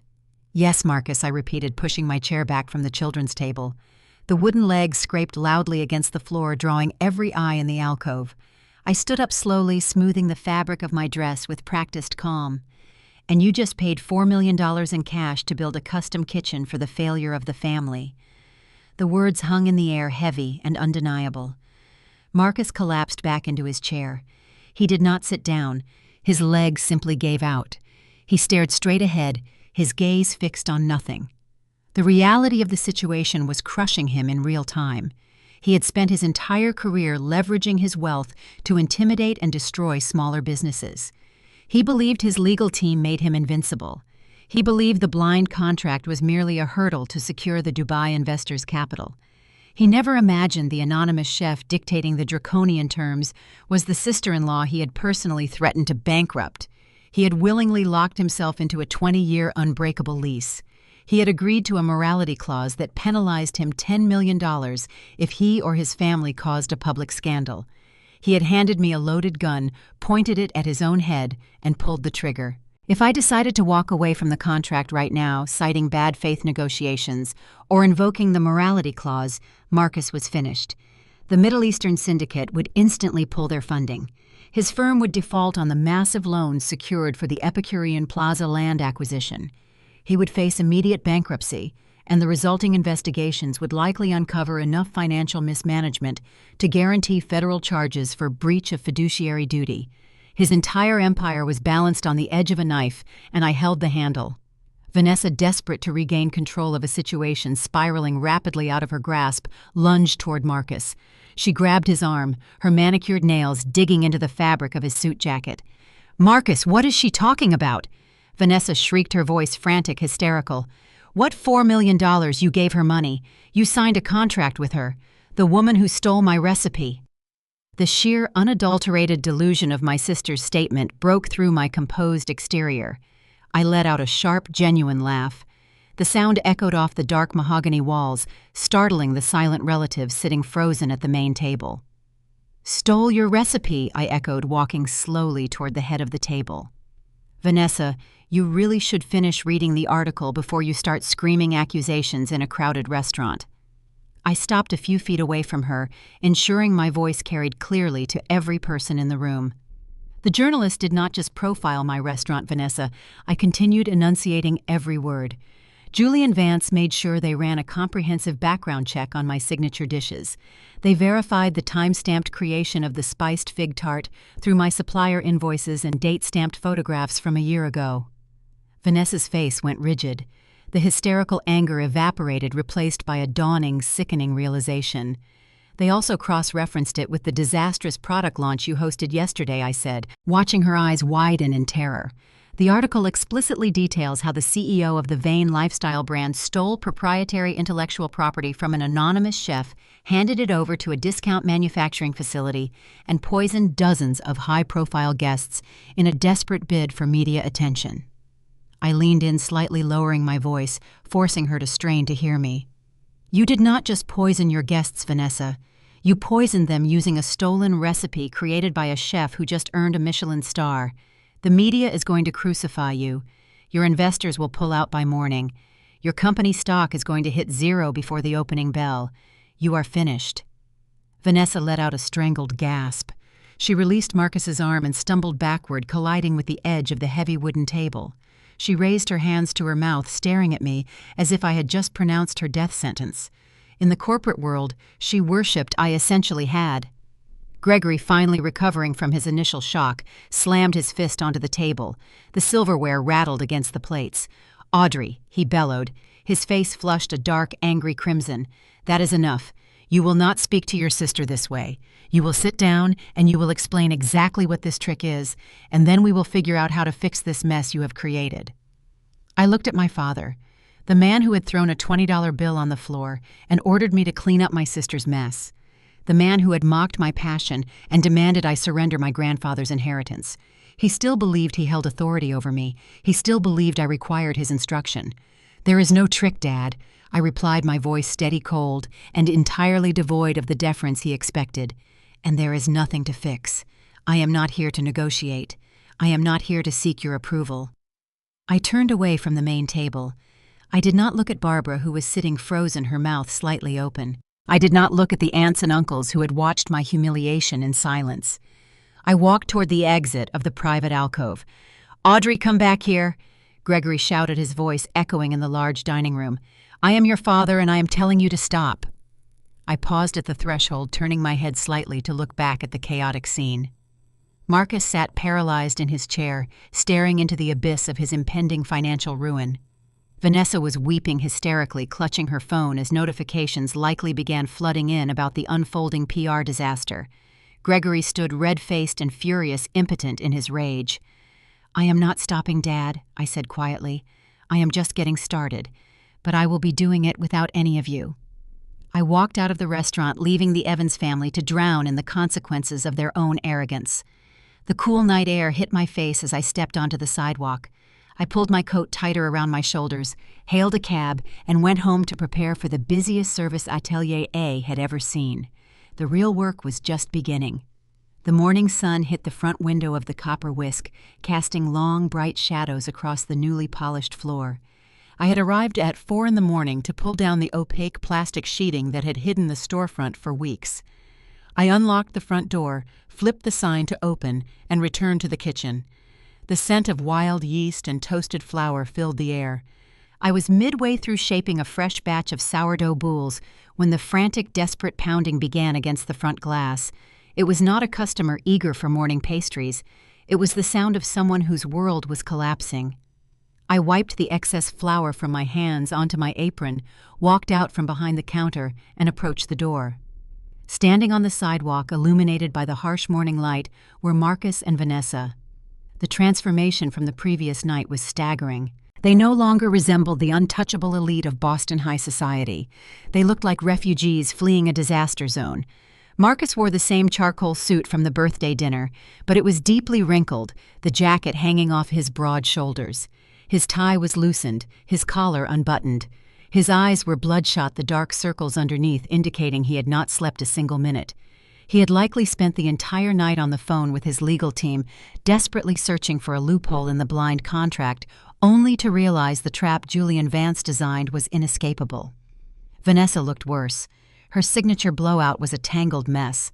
The heavy designer makeup she relied on had smeared down her cheeks, creating dark tracks of ruined mascara. She clutched a designer handbag to her chest like a shield, her shoulders shaking with silent, heaving sobs. I unlocked the deadbolt and pushed the heavy glass door open. I did not step aside to let them in. I stood in the doorway, crossing my arms over my flour-dusted apron, blocking their path. "Audrey, please!" Marcus gasped, his voice ragged and hoarse. The commanding, ruthless baritone he used to terrorize small business owners was entirely gone. He stepped forward, and for a surreal moment, I thought the massive, arrogant developer was going to drop to his knees on the concrete sidewalk. He caught himself gripping the doorframe for support. "You have to listen to me," Marcus pleaded, his eyes wide with genuine panic. "The Dubai syndicate is flooding my phone. They saw the news cycle about Vanessa's launch event. They are connecting the dots back to the morality clause in the lease agreement. If you invoke that clause, if you officially terminate the contract, they will pull the $150 million today. The bank will foreclose on the Epicurean Plaza land by Friday. My firm will be dissolved. I will lose absolutely everything." I looked at him, my expression unreadable. I felt the cool morning breeze against my face, a stark contrast to the stifling heat of the ovens inside. "I beg you, Audrey," Marcus continued, his voice cracking. "Do not release a statement. Do not cancel the lease. We can renegotiate the terms. I will give you whatever you want. We are family. You cannot do this to your own family." I let his words hang in the air, allowing the profound hypocrisy to settle between us. "Family," I repeated softly. The corners of my mouth twitched upward in a humorless, tight smile. "That is a fascinating choice of words, Marcus." I uncrossed my arms and leaned against the doorframe, matching the posture he had used when he threatened me just weeks ago. "When you stood in my bakery, looked me in the eye, and promised to drag me through court until I had to sell my organs on the black market to pay legal fees. Did you consider us family?" I asked, keeping my tone deadly calm. "When you served me a 30-day eviction notice because you wanted to bulldoze my livelihood for a parking garage, did the concept of family cross your mind? Or does that word only apply when you are the one facing total annihilation?" Marcus opened his mouth, but no sound emerged. The color drained completely from his already pale face. He had no defense. He had operated under the assumption that power excused cruelty. He never anticipated the power dynamic shifting. Vanessa, who had been weeping silently behind him, suddenly lunged forward. She pushed past Marcus, grabbing my forearm with trembling, desperate hands. "Audrey, I am sorry," Vanessa shrieked, the sound sharp and hysterical. "I am so sorry." I looked down at her hands, gripping my apron, then up into her tear-streaked face. The arrogance that usually defined her features had been entirely erased by terror. "I will do whatever you want," Vanessa babbled, her words tumbling over each other in a frantic rush. "I will release a public apology today. I will record a video admitting I stole the recipe from your journal. I will tell the press that the food poisoning was entirely my fault, that my brand cut corners. I will pay for the damages to your reputation out of my own pocket. Just please, please do not ruin Marcus." She squeezed my arm tighter, her fingernails digging through the fabric of my sleeve. "His company is all we have left, Audrey. My brand is dead. The lawsuits from the launch event are going to bankrupt me. If Marcus loses his firm, we will lose the house, the cars, everything. Please do not take everything away from us." I stared at my older sister, the golden child, the woman who had spent 31 years belittling my ambitions, mocking my profession, and stealing my hard work to elevate her own status. She was standing on the sidewalk outside the bakery. She called a failure, weeping and begging for mercy. She did not apologize because she felt remorse for stealing my recipe. She did not apologize for sending the health inspector. She apologized because she was terrified of the consequences. She was apologizing to the chef of Atelier A, not to her sister Audrey. I slowly, deliberately detached Vanessa's hands from my arm. I stepped back into the bakery, creating physical distance between us. I watched them both standing on the sidewalk, stripped of their wealth, their arrogance, and their power. They looked small. They looked pathetic. I did not feel the triumphant rush I thought I might. I did not feel the need to scream or hurl insults. The cold, analytical mindset required to execute a perfect 20-course tasting menu took over. I viewed the situation not as a familial betrayal, but as a complex business negotiation where I held all the leverage. "I will accept your public apology, Vanessa," I said, my voice echoing slightly in the quiet bakery, "and you will issue a formal press release acknowledging the theft of intellectual property. You will also sign a non-disclosure agreement preventing you from ever discussing my business operations again." Vanessa nodded frantically, tears spilling down her cheeks. Yes, whatever you want, I promise." I turned my attention back to Marcus. The developer looked as though he might physically collapse if a strong gust of wind hit him. "As for the lease agreement, Marcus," I continued, my tone dropping to a hard, unyielding register, "I am not canceling the contract." Marcus let out a ragged, shuddering gasp. His shoulders slumped forward in a massive display of relief. He actually closed his eyes, whispering a desperate thank you under his breath. He thought he had survived. He thought the groveling had worked. He thought the crisis was averted. He was entirely wrong. "I am keeping the lease," I stated, stepping back into the doorway and grabbing the brass handle of the glass door. "I expect the $4 million build-out of my new kitchen at Epicurean Plaza to be completed exactly to my specifications on schedule without a single delay." Marcus nodded vigorously, opening his eyes. Absolutely, Audrey. Anything you need. My best contractors are on it. Good, I replied, my voice turning to ice. Because while I am not canceling the contract, I am absolutely enforcing the terms we agreed upon. All of them. The relief vanished from Marcus's face, replaced instantly by renewed confusion and creeping dread. What do you mean? He asked, his voice trembling again. I smiled, a sharp, cold expression that mirrored the one he had given me when he threw my cease and desist order into the trash. I mean, you need to read the fine print of the document you signed, Marcus. I have conditions. I am not canceling the contract, I repeated, ensuring the words landed heavily in the quiet morning air. I physically detached Vanessa's clinging hands from my forearm. I did it slowly, deliberately, a gesture of profound rejection. She stumbled back a half step, her mascara-streaked face crumpling into fresh tears. Marcus looked up. A tiny, fragile spark of hope ignited in his bloodshot eyes. His chest heaved as he drew his first full breath since the Michelin announcement the night before. I will keep the lease active. I continued, my voice sharp and clinical. But I am formally invoking the morality clause. The public relations disaster Vanessa orchestrated with her toxic product launch constitutes a gross violation of the terms designed to protect the reputation of the Atelier A brand. The spark of hope in Marcus's eyes extinguished, instantly replaced by a dull, paralyzing dread. The morality clause was the $10 million landmine hidden within the blind contract. You agreed to the penalties, Marcus, I reminded him, my tone utterly devoid of sympathy. You signed the document. I cannot pay $10 million in cash right now. Audrey, Marcus gasped, his voice cracking. He gripped the doorframe, swaying slightly on his expensive Italian leather shoes. The Dubai syndicate has frozen my liquid assets pending an internal review of the project's viability. If you demand that cash penalty today, my firm is insolvent by noon. I know, I replied smoothly. Julian Vance's financial analysts had already modeled Marcus's exact liquidity crisis. I am not demanding the cash penalty. I am executing the alternative penalty outlined in Section 14, subsection B. Marcus stared at me, his mind racing to recall the dense legal jargon he had arrogantly skimmed over in his rush to secure the Dubai funding. Effective immediately, I stated, enunciating every syllable, you forfeit all operational oversight of the culinary pavilion at Epicurean Plaza. You are permanently banned from entering the physical premises of Atelier A or any affiliated property I manage. You have zero authority over my business decisions, my hiring practices, or my vendor selections. Furthermore, you will transfer a 5% equity stake in the overall Epicurean Plaza project to my holding company to cover the reputational damages incurred by your wife's actions. The demand was staggering. I was not just protecting my restaurant. I was seizing a portion of his $300 million empire. You are out, Marcus.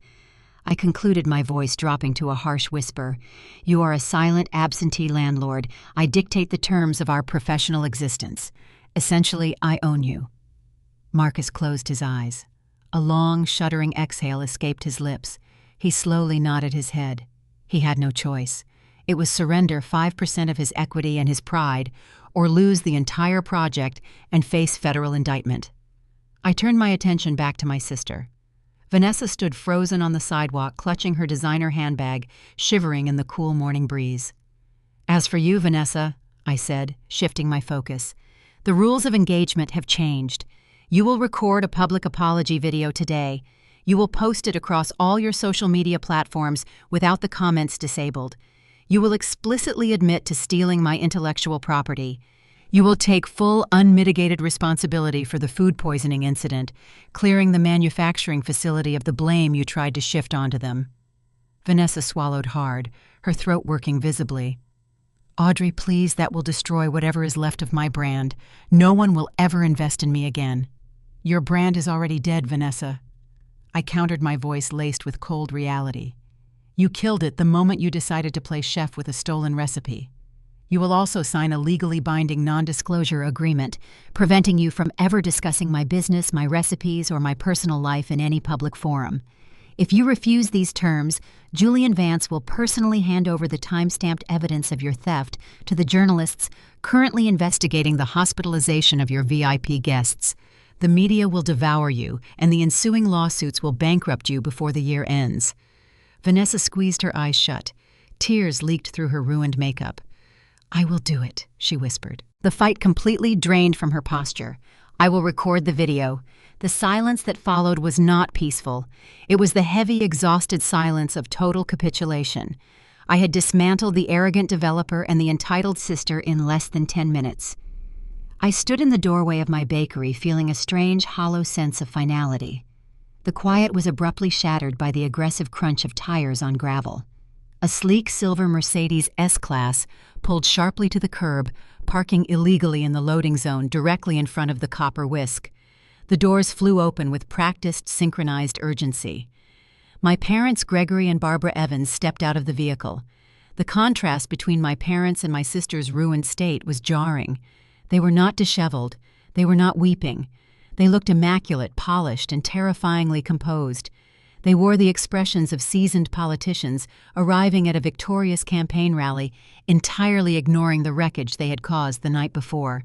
They marched across the sidewalk, stepping around Marcus and Vanessa as if they were inconvenient pieces of street furniture.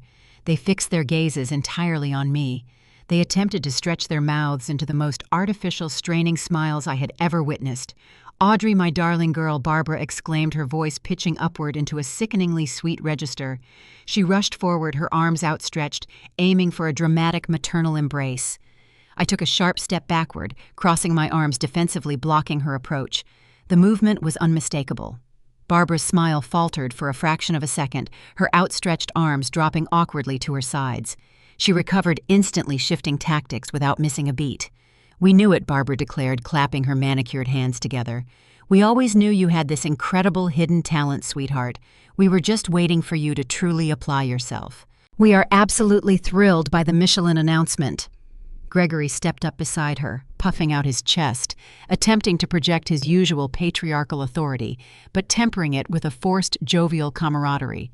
"Incredible news," Audrey, Gregory boomed, offering me a robust nod. "Truly impressive work. You kept that secret very close to the chest. But that is the Evans determination for you, always striving for excellence." I stared at them in profound disbelief. The sheer, unadulterated audacity required to stand in front of my bakery and claim credit for my success mere hours after publicly humiliating me and demanding I surrender my inheritance was staggering. They were attempting to rewrite history in real time. We rushed over as soon as we saw the news cycle this morning. Barbara continued, her tone shifting into rapid, businesslike efficiency. "We need to discuss the branding strategy moving forward, Audrey. This Michelin recognition changes everything." "Branding strategy?" I asked, my voice dangerously soft. "Exactly," Gregory chimed in, leaning closer. "We need to incorporate the Evans family name into the atelier, a brand identity immediately. A legacy approach. The Evans Culinary Group. It projects stability and old money.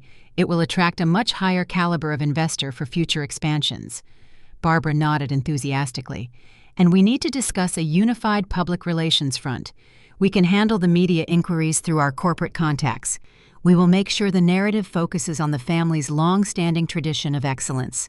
After all, Audrey, the trust fund your grandfather set up, the one we manage, certainly provided the foundational security you needed to pursue this culinary venture, did it not? That capital is family capital. It is only right that the family shares in the resulting success." The air in my lungs turned to ice. The brazen, breathtaking entitlement was almost impossible to process. They were not here to apologize for their cruelty. They were not here to express genuine pride. They were here to annex my achievement. They wanted to slap their surname onto the empire I had built in the dark, while they were actively trying to destroy me. They were attempting to leverage a trust fund I had explicitly refused to surrender as proof of their foundational support. They viewed my Michelin star not as a personal triumph, but as a newly discovered family asset ripe for hostile takeover. I looked at my mother's strained, calculating smile. I looked at my father's puffed-up chest. I looked past them at Marcus, sweating and broken, and Vanessa weeping silently on the sidewalk. A cold, hard knot of absolute clarity settled in my stomach. The final lingering threads of familial obligation snapped, severing cleanly and permanently. The sheer, unadulterated audacity of their proposal stripped away the last remnants of my patience. A sharp, humorless laugh escaped my throat, echoing loudly in the quiet space between the bakery entrance and the street. Incorporate the Evans family name. The trust fund provided foundational security. I repeated the phrases, slowly savoring the bitter irony of each word. I stepped back from the doorway, breaking the tension, and walked deliberately toward the copper cash register counter. I reached underneath the counter, sliding open a secure drawer, and retrieved a thick, heavy manila folder. It was the same folder my mother had slammed down in this exact spot weeks ago. I turned back to face them, gripping the folder tightly. I did not raise my voice, but my tone carried the chilling finality of an executioner reading a verdict. You attempted to force me to sign away my grandfather's trust to save Vanessa's fraudulent vanity project, I stated, holding the folder up for my mother to see. You threatened to disown me if I refused. You told me I was useless and entirely on my own. Barbara's strained smile vanished, replaced by a defensive, panicked twitch. Audrey, we were just testing your resolve. We never intended to actually. I did not sign the waiver to give Vanessa the money, I interrupted, cutting through her lies with surgical precision. But I did execute a different legal maneuver. I officially declined the inheritance entirely. The funds bypassed me and reverted directly to the secondary beneficiaries listed in my grandfather's will. 3 local culinary arts scholarships. I did not touch a single cent of your family's money to build Atelier A. Gregory's face flushed a dangerous shade of crimson. The realization that he could not claim financial credit for my success hit him like a physical blow. He defaulted instantly to the only tactic he knew, patriarchal intimidation. "Do not speak to your mother in that tone," Gregory barked, stepping aggressively across the threshold of the bakery. His chest puffed out, his face contorted in anger. "You carry the Evans name. The success you achieve is an extension of this family's legacy. Your sister is facing a public relations nightmare, and your brother-in-law's firm is in crisis. As a member of this family, it is your duty to allocate a percentage of your restaurant's equity to stabilize their situations. You will restructure Atelier A to include Vanessa as a silent partner immediately." I stared at the man who had measured my worth in tax brackets and found me lacking my entire life. He was not asking for help. He was demanding a bailout, attempting to commandeer my life's work to patch the sinking ship of his preferred daughter. "No," I said. The word fell between us like a heavy stone. Gregory blinked, momentarily stunned by the direct refusal. "What did you say?" I said. "No," I repeated, my voice sharpening into a blade. "I do not owe this family anything. When I needed support, you threw a $20 bill onto the floor and ordered me to clean up Vanessa's mess. When I faced eviction, you told me it was a smart business move. You actively cheered for my failure. You only showed up today because my success finally has a monetary value you can exploit." The truth hit Gregory with visceral force. His authority, the unquestioned dominance he wielded over the Evans family, was evaporating in front of his wife, his golden child, and his powerful son-in-law. His face contorted with rage, the veins pulsing visibly in his neck. "You ungrateful, arrogant little," Gregory roared, losing control completely. He lunged forward, raising his right hand in a swift, violent arc, intending to strike me across the face. I did not flinch. I did not step back. I stood my ground, my eyes locked onto his, prepared for the impact. But the blow never landed. Before Gregory's hand could connect, a massive, heavily tattooed arm shot out from the shadows near the bakery's kitchen entrance. A hand the size of a dinner plate clamped down around Gregory's wrist with the stopping power of a steel vise. Gregory gasped in shock, his momentum violently halted. He struggled to pull his arm back, but the grip was unbreakable. A towering figure stepped fully into the light. It was Tomas, the head of private security Julian Vance had hired to manage the discreet, high-profile arrivals for Atelier A's secret tasting menus. Tomas was a former private military contractor, broad-shouldered, silent, and imposing. He wore a simple black suit that stretched tightly over his muscular frame. Tomas did not yell. He did not issue a warning. He simply twisted Gregory's wrist slightly backward, applying just enough pressure to force my father to drop to his knees in agonizing pain. Sir Tomas rumbled his voice, a deep, gravelly threat that vibrated in the small bakery. "You need to lower your hand. Right now." Gregory winced, his face contorting in pain as he looked up at the security guard. He released a strained, ragged breath, the fight instantly draining out of him. The illusion of his physical dominance shattered against the reality of Tomas's strength. Barbara let out a horrified shriek, rushing forward, her hands hovering uselessly near her husband. "Let him go. What is wrong with you? We are her parents." Tomas did not release his grip. He looked past my parents, directing his gaze entirely at me, awaiting my instruction. I looked down at Gregory kneeling on the tiled floor of my bakery, his arm pinned awkwardly in the air. The man who had spent 31 years making me feel small was now physically subdued in my place of business. "Let his arm go, Tomas," I instructed calmly, "but escort him outside. He is no longer welcome on the premises." Tomas released Gregory's wrist with a dismissive shove.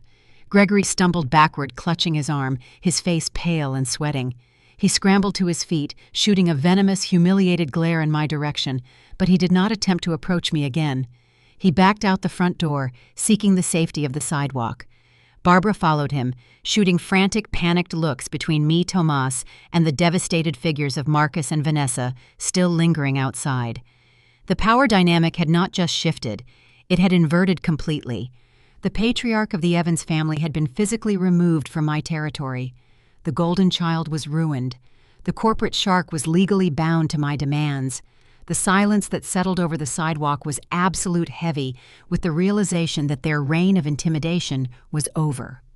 "You do not have the right to raise a hand to me, Gregory," I stated, enunciating each syllable with the cold, measured cadence of a judge delivering a final verdict. "You never possess that right. Attempting physical intimidation on my property is a boundary you will never cross again." Gregory cradled his wrist against his chest, his breath hitching in short, painful gasps. The illusion of his patriarchal dominance lay shattered on the tiled floor. He opened his mouth, his face twisted in a mixture of humiliation and lingering rage, preparing to hurl another insult. Marcus moved before Gregory could form the words. The developer stepped directly into Gregory's line of sight, raising a trembling hand to silence his father-in-law. Marcus did not care about family loyalty in this moment. His survival instinct had entirely overridden his deference to the older man. "Shut your mouth," Gregory Marcus hissed. The command carried a frantic, desperate edge. "Do not provoke her. Do not make this worse. She holds my entire future in her hands." Gregory froze, staring at his son-in-law in stunned disbelief. The great Richard Evans, the man who demanded unquestioning obedience from his family, was being silenced by the very man he had praised just hours ago. Barbara clutched her expensive handbag, her eyes darting between Marcus and her husband, completely unable to process the shifting hierarchy. I stepped onto the threshold of the bakery, leaving the warmth of the ovens behind, and stood in the cool morning air. I took a moment to observe the tableau arrayed before me on the sidewalk. I looked at the four figures. They resembled actors lingering on a stage long after the curtain had fallen and the audience had gone home. There was Vanessa, the disgraced lifestyle guru. Her designer clothing hung awkwardly on her frame. The carefully curated persona she used to mock my profession lay in ruins, destroyed by her own greed and a stolen recipe. There was Marcus, the corporate predator, the man who wore bespoke suits like armor and crushed small businesses for sport. Now he stood sweating through his expensive tailored jacket, his bloodshot eyes darting around as he begged for mercy from a suburban baker. And there were Gregory and Barbara, the greedy, status-obsessed parents who had spent 31 years treating me like a defective asset. They stood shivering in the breeze, calculating their losses, realizing they had spent decades investing their pride in the wrong children. "By the way, Marcus," I said, shifting my attention entirely to the developer, "I have one more item to discuss before we conclude this meeting." I opened the thick manila folder resting in the crook of my arm. I bypassed the Michelin press releases and the signed lease agreements. I reached the very back of the file and withdrew a single heavy sheet of legal-sized parchment. The blue security border and the raised seal of the county recorder glinted in the morning sunlight. "Do you recall the phone call you made to me a few weeks ago?" I asked, holding the document by the corner. "The phone call where you proudly announced your firm had acquired this entire suburban block." Marcus swallowed hard. A bead of sweat traced a path down his temple, disappearing into the collar of his dress shirt. He gave a jerky, hesitant nod. "We initiated the acquisitions for the parking structure," he rasped. "Epicurean Plaza requires the auxiliary space to meet the city zoning regulations for commercial parking capacity." Your acquisitions team made a critical error, I corrected, keeping my tone educational, as if lecturing a novice business student on a fundamental oversight. They secured the verbal agreements and the letters of intent for the surrounding parcels. They assumed the final paperwork was a formality, but they failed to expedite the closing on this specific footprint. The lot housing, the copper whisk. Marcus stared at me, his chest rising and falling in shallow, erratic rhythms. "What are you talking about?" he asked, his voice cracking. "The previous property management company accepted our offer. We have the emails. The previous landlord accepted a cash offer 3 months ago, long before your team drafted their final purchase agreements," I countered. "He sold this specific parcel to a blind trust, an anonymous corporate entity that operates with zero public footprint and requires zero public disclosure." I extended my arm, offering him the heavy parchment. "Do you happen to know who purchased this land under the guise of a shell corporation?" Marcus raised a shaking hand. His fingers brushed against the crisp paper. He focused his bloodshot eyes on the bold black ink detailing the property transfer. He read the legal description of the lot. He read the county recorder's authorization stamp. Then his eyes tracked down the page to the line designating the sole owner of the limited liability company, Audrey Evans. The remaining color drained from Marcus's face, leaving him looking like a hollow shell of a man. His knees buckled slightly. He took a stumbling step backward, his heel catching on the edge of the concrete curb. The document fluttered from his weakened grip, drifting through the air before landing on the dirty sidewalk between us. "You," Marcus stammered. His voice was stripped of every ounce of corporate bravado. The sound resembled a dry, rattling wheeze. "You bought the entire parcel, I did," I confirmed. I stepped out onto the pavement and looked down at the fallen deed. Julian Vance provided the initial capital backing. We finalized the acquisition before you ever mailed that eviction notice. I let you believe you were my landlord because it kept you arrogant. It kept you careless. It blinded you to the trap being built around you. I watched the realization fracture his mind. The final essential pillar of his $300 million development strategy crumbled into dust right before his eyes. "I am not just the anchor chef saving your culinary pavilion, Marcus," I stated, delivering the fatal blow to his ego with surgical precision. "I am your neighboring landowner. You cannot build the mandated parking structure for Epicurean Plaza without this specific plot of dirt. Your Middle Eastern investors will demand to see the approved zoning permits by the end of the quarter. You cannot acquire those permits because you do not own the requisite land." Vanessa let out a strangled, high-pitched whimper, pressing her hands against the sides of her head. Gregory and Barbara stood frozen in stunned silence. They lacked the business acumen to understand the intricate details of commercial zoning, but they clearly recognized the scent of total financial ruin radiating from their son-in-law. "The entire $300 million valuation of your project rests in the palm of my hand," I said. I held my empty hand out, palm facing the bright morning sky. I slowly curled my fingers into a tight, unforgiving fist, and I have made my final decision regarding the real estate. Marcus looked up at me, his eyes wide, pleading, desperate for a lifeline. "Audrey, please," he begged, his voice dropping to a harsh whisper. "I will pay double the market value for the lot. I will pay triple. Just name your price, whatever you want. I will transfer the funds today." "I am not selling," I replied, my voice dropping to a frigid, echoing calm. "I am not leasing the space. I am not granting a commercial easement. I am not negotiating a temporary usage right. I will not surrender a single inch of this property to your firm." Marcus stared at me, his jaw trembling. "But the plaza," he choked out. "The project will die." "Then the project dies," I said, maintaining direct eye contact. "That is the consequence of building your empire on the assumption that everyone around you is too weak to fight back. You thought you could crush my bakery and replace it with concrete. Instead, my bakery will stand here fully operational while your empty lot remains a dirt pit across the street." I turned away from the devastated developer and looked at my parents. Gregory avoided my gaze, staring down at the tips of his polished shoes. Barbara hugged her arms across her chest, shivering, finally understanding that she had backed the wrong daughter for 3 decades. I reached down and picked up the property deed from the sidewalk. I brushed a speck of dirt from the corner and slid it back into my manila folder. I did not feel the need to raise my voice. The power dynamic had shifted permanently, rendering shouting entirely unnecessary. I looked at the 4 people standing on the sidewalk. They were no longer a family. They were a collection of broken egos and failed schemes. "You came here today expecting to find a woman you could manipulate," I said, addressing all of them. "You expected to find someone desperate for your approval, someone willing to trade her success for a seat at your dinner table. You found a business owner instead." I stepped backward, crossing the threshold into my bakery. The scent of warm bread and caramelizing sugar wrapped around me, a comforting reminder of the life I had built with my own 2 hands. "You have nothing I want," I told them, resting my hand on the brass handle of the front door. "You have no authority here. You have no leverage. You are standing on my property, and your allotted time has expired." I began to close the heavy glass door. "Audrey, wait!" Vanessa cried out, taking a frantic step forward. "Where are we supposed to go? What are we supposed to do?" I paused, leaving the door open just a crack. I looked at the sister who had mocked my flour-stained clothes. I looked at the brother-in-law who had threatened to bankrupt me. I looked at the parents who had tried to steal my inheritance. "That sounds like a problem requiring the mindset of a true entrepreneur," I replied, quoting Vanessa's own Disastrous launch video back to her. "I suggest you figure it out."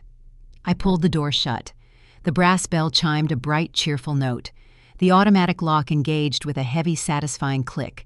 I turned my back on the street, leaving them standing on the sidewalk, and walked back to the kitchen to check on my sourdough. I watched them through the thick pane of the storefront window. The heavy glass muffled their voices, turning their frantic pleas into a dull, pathetic hum. They did not retreat to their vehicles. They stood paralyzed on the concrete, marooned in the wreckage of their own making. Marcus pressed his palms flat against the glass.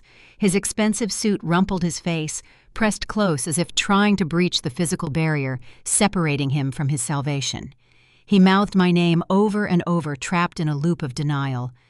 Vanessa leaned against a street lamp, her legs giving way, sinking toward the pavement, while clutching her ruined designer bag. My parents. Gregory and Barbara hovered near the curb. They looked disoriented, staring at the brick facade of the bakery, as though it had suddenly transformed into an impenetrable fortress. They had arrived expecting a coronation ready to annex my success and claim my hard work as their own. Now they were drowning in the realization that the useless child held the deed to their destruction. I watched them for a full minute. I felt no pity. I felt no residual obligation. I saw 4 strangers who had gambled my future for their comfort and lost the wager. But closing the door was not enough. They needed to understand that the boundary I set was not a negotiation tactic. It was a permanent legal wall. I reached out and turned the deadbolt, pushing the door open one final time. The morning air rushed in, bringing with it the sound of Vanessa sobbing and Marcus pleading. "Audrey, thank God," Marcus rasped, reaching a hand out but stopping inches from the threshold. "We can fix this. Just let us inside. Let us talk like reasonable adults. We can restructure the lease. We can give you equity in the plaza. Just do not let the Dubai syndicate pull the funding." I did not step back. I stood firmly on the welcome mat, anchoring myself to the property I owned. "There is nothing left to discuss." I stated, my voice sharp and unyielding, cutting through the noise of their despair. "You have exhausted your leverage. You have spent every ounce of goodwill. You are standing here stripped of your power, your dignity, and your finances, and you are looking for a lifeline from the very person you tried to bury." I looked at Marcus, his eyes wide and hollow. I looked at Vanessa weeping on the dirty concrete. I looked at Gregory and Barbara, who refused to meet my gaze. Now I commanded, raising my hand and pointing a single finger toward the street. "All of you get out of my bakery. Get off my property. Do not call my phone. Do not send your lawyers. From this second onward, if any of you steps within 50 feet of me, my restaurant, or this parcel of land, I will contact law enforcement, and I will press formal charges for criminal trespassing."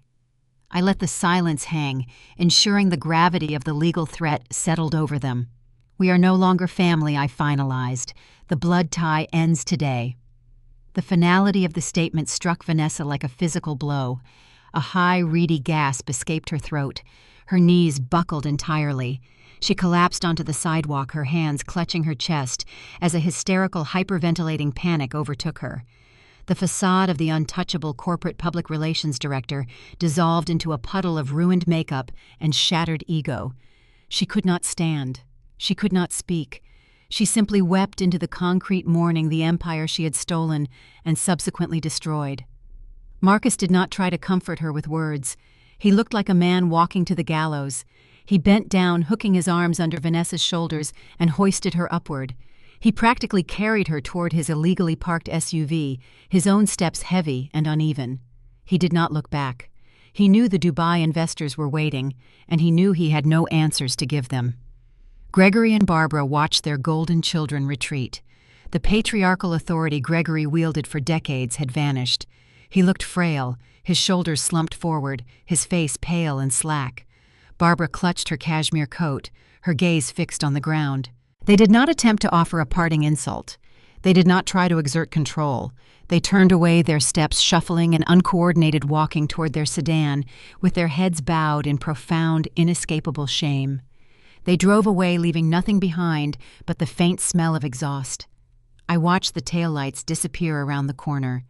The suburban street returned to its quiet, unremarkable rhythm. I stepped back inside and pulled the heavy door shut. The lock engaged with a solid, echoing click. I flipped the deadbolt. The chaotic noise of the outside world vanished, replaced instantly by the warm, enveloping atmosphere of my own creation. The rich scent of browning butter, toasted yeast, and caramelized sugar wrapped around me like a protective blanket. The hum of the commercial refrigerators and the gentle whir of the proofing cabinets provided a steady, comforting heartbeat to the room. I walked past the copper counters, my fingertips brushing the cool metal. I walked past the display cases waiting to be filled with the morning pastries. I walked toward the back kitchen where the quiet, intense preparation for Atelier A was about to begin.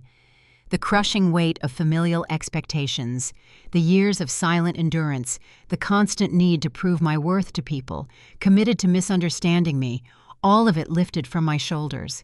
I breathed in the air of my bakery, filling my lungs with the scent of unconditional freedom. The space belonged to me. The success belonged to me.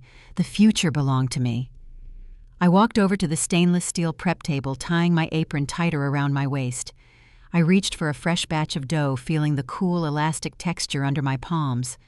The work was demanding, the hours were long, but every second spent in this kitchen was a testament to my own survival. I had transformed a small suburban storefront into an international culinary destination, and I had done it while carrying the dead weight of a family that wished to see me fail. If you are listening to this and you recognize the signs in your own life, I want you to pay close attention.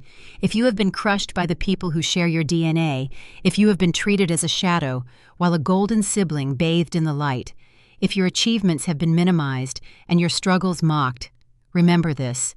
Do not waste your breath arguing with them. Do not compromise your dignity begging for their love. Their validation is a currency that will always bounce. Take your grief, take your anger, and take your isolation. Knead your silence into an empire. Build your sanctuary brick by brick in the dark, where they cannot see your progress or sabotage your efforts. Perfect your craft while they focus on their vanity. Make yourself undeniable. Establish a foundation so strong that their attempts to tear you down only end up breaking their own hands. And when the day comes that they finally recognize your value, when their own foundations crumble and they come knocking on your door looking for a rescue, do not let them in. Let them stand on the front porch. Let them see the empire you built without their permission. Let them realize that the price of their past cruelty is the forfeiture of their future access. Show them that the locks have been changed. You owe them nothing. You owe yourself everything. Thank you for spending your time with me here on Hazel Tells Stories. Hit that subscribe button, share your own journey in the comments, and remember your empire is waiting to be built. I hope it gives you the strength to claim your own space, to define your own worth, and to build a life where you are the sole architect of your happiness. I will see you in the next story.